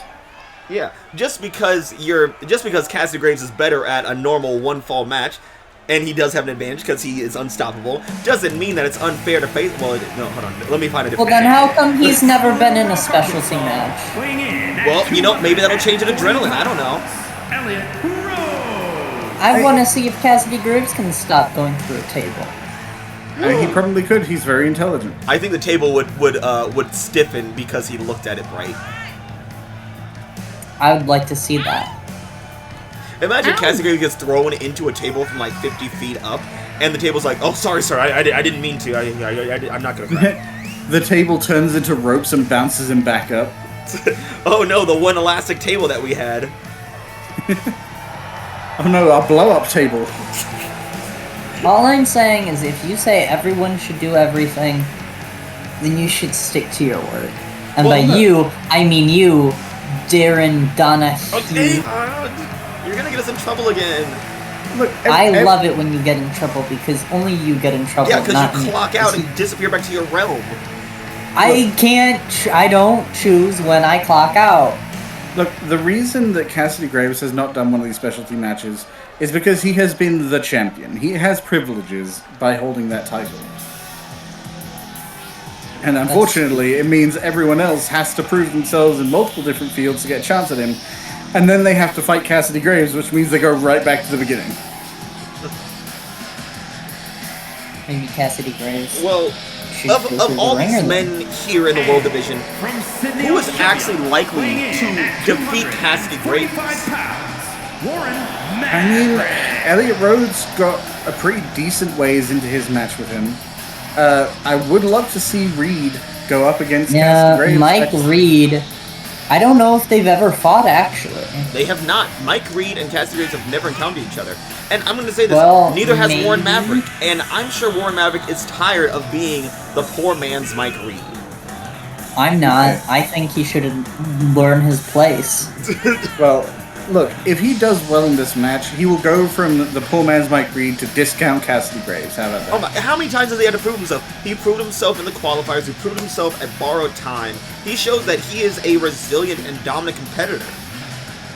Did he prove himself at borrowed time? I thought He didn't lost. win, but he showed some grit. Okay. Yeah, well, the only thing that matters is winning. Showing grit is look, nothing. if I want grit, I can go to the nearest beach and shove some sand in my mouth. It's not impressive. If I want grits, I'd go down south and ask for some. Those are both really good ones. Those are knee slappers, guys. Look, I'm just saying, Warren Maverick is a good competitor, but he is right now in the ring with multiple people who have gone up against Cassidy Graves and lived to tell the tale. Alright, and Mike Reed and Jason Pham have now joined everyone in the ring. We are off. Okay, Warren immediately going after Pham. The smallest man here, apparently. And slamming into the mat. Yep, beautiful. I just saw that evasiveness from Reed ducking under a twirling kick. Oh yeah. Now these men, they have to be the last person standing. Camber, you're a bit of an expert on battle royales or the dramatics behind them, as some of Yeah, our friends right. would say. Sure. What's your question? What would your strategy be in a battle royale kind of match, or a battle royale, as some pronounce it? Well, the people who pronounce it wrong, Like the ghost. like the ghost. I mean, really, in any of these multi-person matches, it's about the last person standing. It isn't about trying to win first. That's important. We've had these matches where the first to pin gets the win. That isn't the case here. Your best strategy is probably to try and not make a nuisance of yourself early. Yeah. If you get everyone targeting you, they may even help each other get you out of the ring so you're no longer a threat. I mean, I think it would be smartest to get rid of some of the strongest competitors like Elliot Rhodes, Mike Reed, or even Warren Maverick. I think, honestly, they should be thinking about the long game. They should think about someone who actually has a chance of beating Cassidy Graves, because they're more likely to beat that person than they are to beat Cassidy Graves. I gotta agree, that is a good long game strategy. And right now, Jason Pham is Tommy Sparks up in the ropes, but Sparks is fighting back to get back in that ring. Now, what I would say, targeting the strongest opponents first would make sense if you think you're certain you can get them out. If you can't, they are going to be gunning for you, and you do not want that. Ah, very true. So what I would suggest as a strategy, obviously they can't hear us, so they're just going to fight blindly, is I would probably target a smaller opponent first and take them out of the running, or, if you're very clever, go after a strong opponent and throw them into another strong opponent. Fair, yo, that's a good idea. Have the big boys take each other out. Yeah, you throw someone into someone else's back. They think they got attacked from behind. They get all upset. They start swinging. They've already forgotten about you, and one of them is going to take the other one out, and you can swoop in, take them out while they're weak.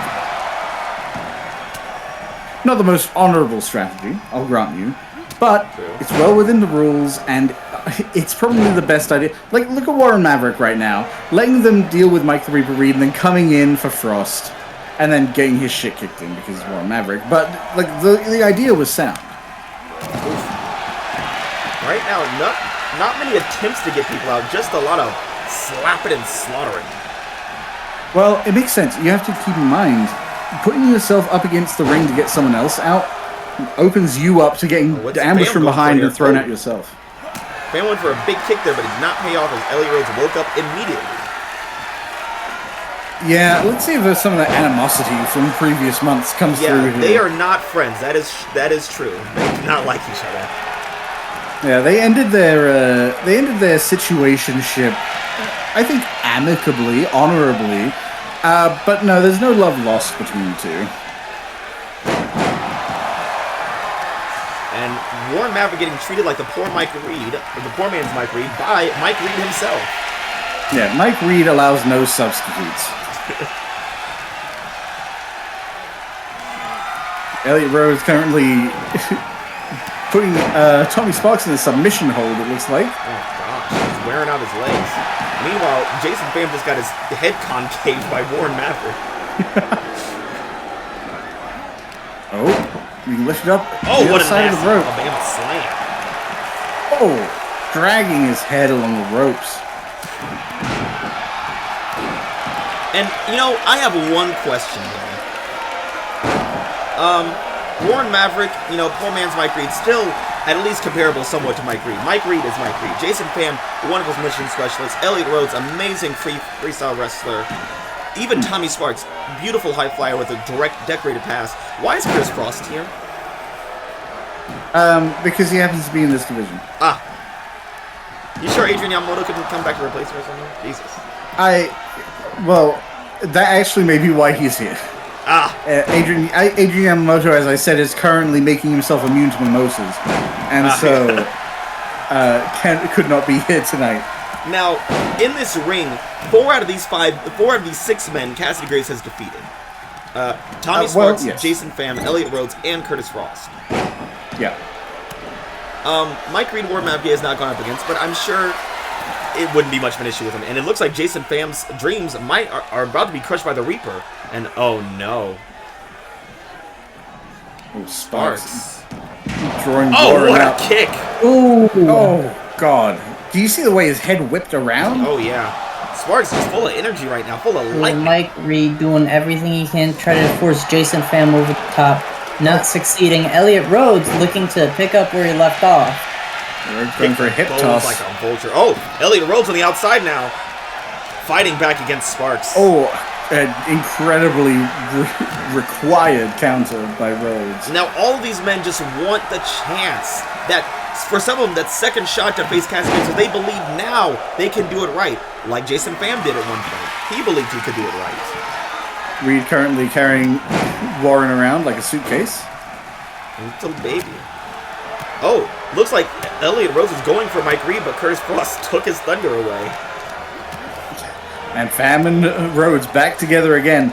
Uh-oh. See? Pham making a great move, throwing Rhodes into Reed, and suddenly Reed is pissed. And he is taking it out of Warren Maverick and Tommy Sparks and everybody else he can see. Yeah, that is the follow-up advice to that strategy. Make sure when you do that, you are no longer in the eye line of the angry person. It's like a bull. You should just get out the way. Yeah. Yeah. If they see you, you die. It's kind of it. It was just like alien isolation. What's Rhodes that? making the interesting choice to slide himself halfway under the ropes. Ah, that's true. You have to go over the top rope to be eliminated. Exactly. Bottom rope is A-okay. Oh, here comes Mike Reed trying to get Tommy Sparks out of here. Frost, having no idea what to do, deciding to finally enter one of the fights. Does he know what he's supposed to be doing? Tommy Sparks managed to fight back. Poking Mike in the eyes, it looked like. Did Frost just stamp on Elliot Rhodes' foot? I think he did. Interesting maneuver. Oh my god! Fam, what are you doing? Yeah, not what I would have done. just clocking Reed in the back of the head. Mike Reed turned around and, oh my god, just threw Frost across the ring. Pissed off Mike Reed. Not smart, but eliminating Smart. Jason Pham. Eliminating Tommy Smart. Going right for Maverick. Oh my god, oh. Both of them throwing their opponents over. And luckily, Jason Pham has avoided the ire of Mike Reed despite hitting him in the back. Mike Reed has not even acknowledged Pham yet. Oh, no, he has.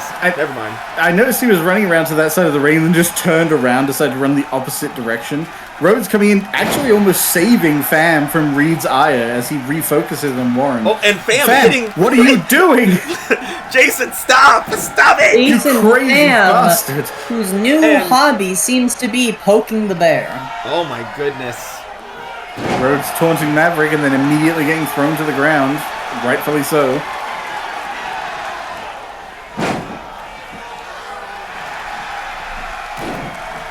And oh, look at that, Elliot Rhodes, still vicious and vindictive, still pissed off at Rhodes or at Pham, waiting for some reason. A reason we've never truly been able to determine. Curtis Frost is still in this match, by the way. Somehow. Good job for him, I guess. Good defense against Maverick. Mike the Reaper Reed currently just relaxing, taking his energy back. Oh, and now he's decided to murder the next person coming. Oh, just walking through a grapple to get to Warren Maverick. Warren Maverick putting Mike Reed down. Oh, and now putting Jason Pham down. Warren Maverick trying to prove that he has a place here after getting wrecked by everyone who touches him. Dragging Jason Pham over. What's he going to do to him? He's just a boy. He's just a boy who keeps making a lot of bad decisions. Oh, and he is out. Now working his way over to Elliot Rhodes. 2 down, 4 remain, and Elliot Rhodes is not next. Warren Maverick gets a boot to the face for the trouble. Oh, crossbody. Oh, Reed is waiting to get his hands on Rhodes, but Rhodes is fast. Not fast enough. Uh-oh, he's got him again. Can he get Mike Reed out of here? On the ropes, on the apron. Reed landed right at his feet. And Curtis Frost inadvertently saves Mike Reed from elimination. Now, is it inadvertent, or is that Frost making a smart maneuver? Frost is known for his planning, his strategy. Maybe he... I thought maybe he was trying to get Reed on his good side, but then he just slammed Reed's head into his knee. I don't think that's a great way to start friendship. Maybe he thinks if he concusses him enough, he can convince him to be on the same side as him. Oh, man. Mike Reed. Look at how the core strength of Reed. Yeah, the hell of a high kick. Reed refusing to get knocked out of this ring no matter what anyone, especially Rhodes, tries to do. He wants Reigns for himself. Oh, Frost is out. Thank goodness. What is he doing? A shame it took so long. Now, only 3 people left. Mike Reed, Elliot Rhodes, and Warren Maverick. And there's at least 2 people that I can see going up against Cassidy Graves. You say that Warren Maverick has put out at least one of his opponents. That's true. I think just about everyone here has eliminated somebody, right? No, Mike Reed hasn't eliminated anybody. That was Jason Pham who kicked out Tommy Sparks. You're right. Although, I mean, do you gain everyone else's KOs when you take them out? Oh yeah, that makes we should make that a match, actually. Mike Reed just sitting back and relaxing while Warren Maverick and Elliot Rhodes tear into each other. And he's gonna let them do all the hard work, let them exhaust themselves. Yeah, why fight? Mike Reed, obviously he's big, he's a bruiser. He's not a fool. He knows right now he can just sit back and wait. If Rhodes goes out, Warren is right there in the corner, ready to go flying after him. Reed is fairly educated. I mean, we know that he is a bit of a nerd with mythology and stuff. Oh, looks like he's punishing Maverick for not following through on the finisher. What a power slam. Oh, Rhodes looks like he's trying to get rid of it. Oh. Rhodes moving in, rethinking it for a second. Oh, and War Maverick making him pay now. War Maverick wants that attention. Maverick Oh! Maverick drawing blood on Reed! Bloodied Mike Reed! Oh no! Across the face. He's trying to put him away! End of days on Reed! Oh, now he looks like he's looking to get rid of Elliot Rhodes too, but Reed is blocking the ropes. He can't get him over there. Giving Rhodes time to recover. Did Maverick get a little overzealous here, trying to prove himself? He might have, as Elliot Rhodes has got him up. A little Samoan drop to the ground. Oh, straight over. It is Mike Reed versus Elliot Rhodes. And look at the blood on Reed as Rhodes is trying to get ready, trying to get him out of here. Oh, is Got he him by going? the leg.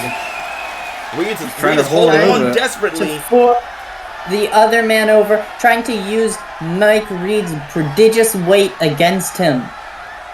He's literally got his legs out from under him. Reed trying to work back here. Mike Reed also has prodigious strength in his arms, which he just uses to push himself back over the ropes. Oh, a punch straight to Rhodes' face. Rhodes still fighting back. Kicking. Slap. Oh, blocked. Hell of a block from Reed. Oh, off the Irish Rip. Oh my God! Oh, Jesus! oh. Is Oh, he? what an upper! Oh my God! Oh, shit! Oh, Jesus. I've never seen him act like this before. Holy shit! Oh no, you know what's just happened? He's got Mike the Cassie Reed Graves has effect. has had blood drawn. Uh-oh. If he is Elliot a Rhodes real awake champion, again. Trying to get Mike to the ropes. Oh, Reed's still fighting back. Reed not giving an inch against Rhodes. Who is If this Reed gonna is- be? if Reed is a real champion, having his blood drawn just make him stronger. Oh, just like it does what to was Cassidy that? Graves. Oh my was goodness, that? I can When barely has see Reed him had this? move. Oh no! He's going Underworld! Oh, Oh my God, God! lifting him up. Is he going for the ropes now? Elliot Rhodes trying to desperately run away from Reed, but Reed not letting him get No. an inch from him. He's not even Reed trying to. not even bothering tossing him over the ropes, just breaking him down further and further until he has no Oh, resistance no. left. This Here could and get now Reed. the time Or- has oh. come. Oh no, he's got him in the powerbomb position. Oh God. that's Oh gonna hurt. no, Reed, please! It's over! Begging Oh. for help, but no one can save him. There is no mercy from the Reaper.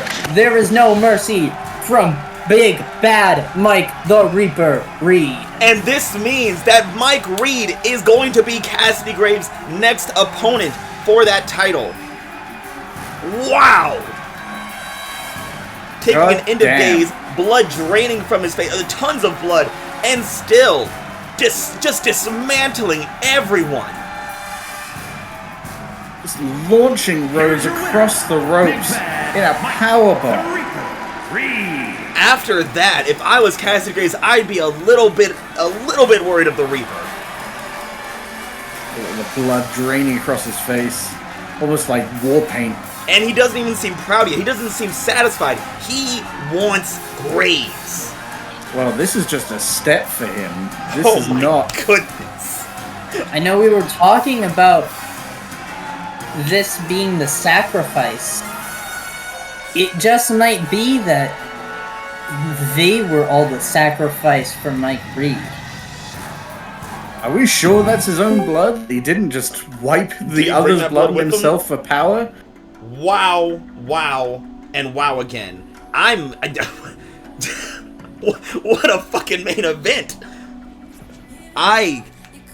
We were talking about it earlier. We haven't not seen Cassidy Graves and Mike Reed in the ring together, and now I can't wait for it.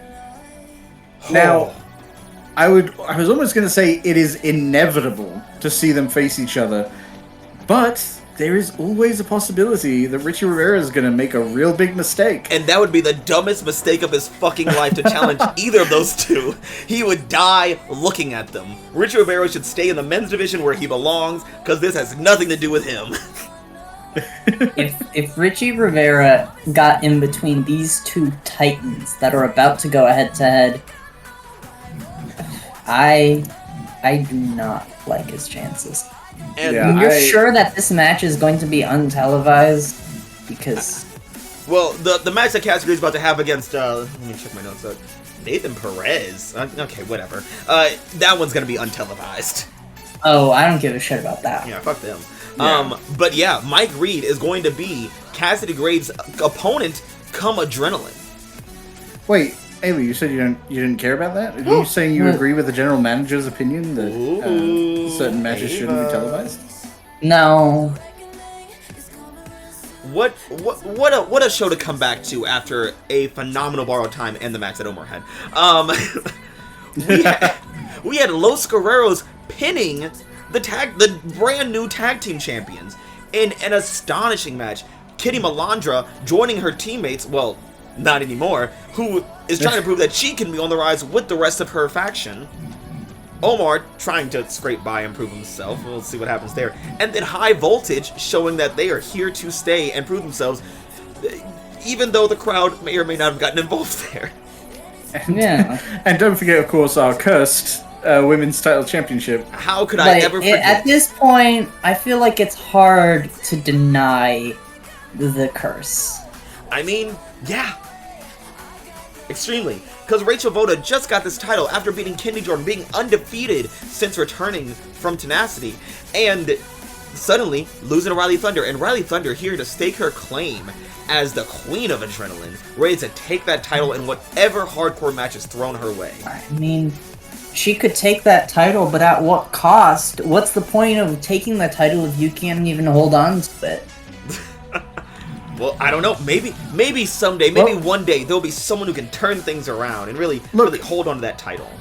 Look, I will say this. Rhylee Thunder is a rule breaker. If the rule is that you have to lose the championship, maybe she's the one to break it. That is true. You make a good point there, Camper. Maybe Ravo needs to lose so that Rhylee Thunder can be the champion forever? Well, I let's like not the go sound of that. Let's not go that far. Forever champion Rhylee Thunder. I kind of like the ring to that.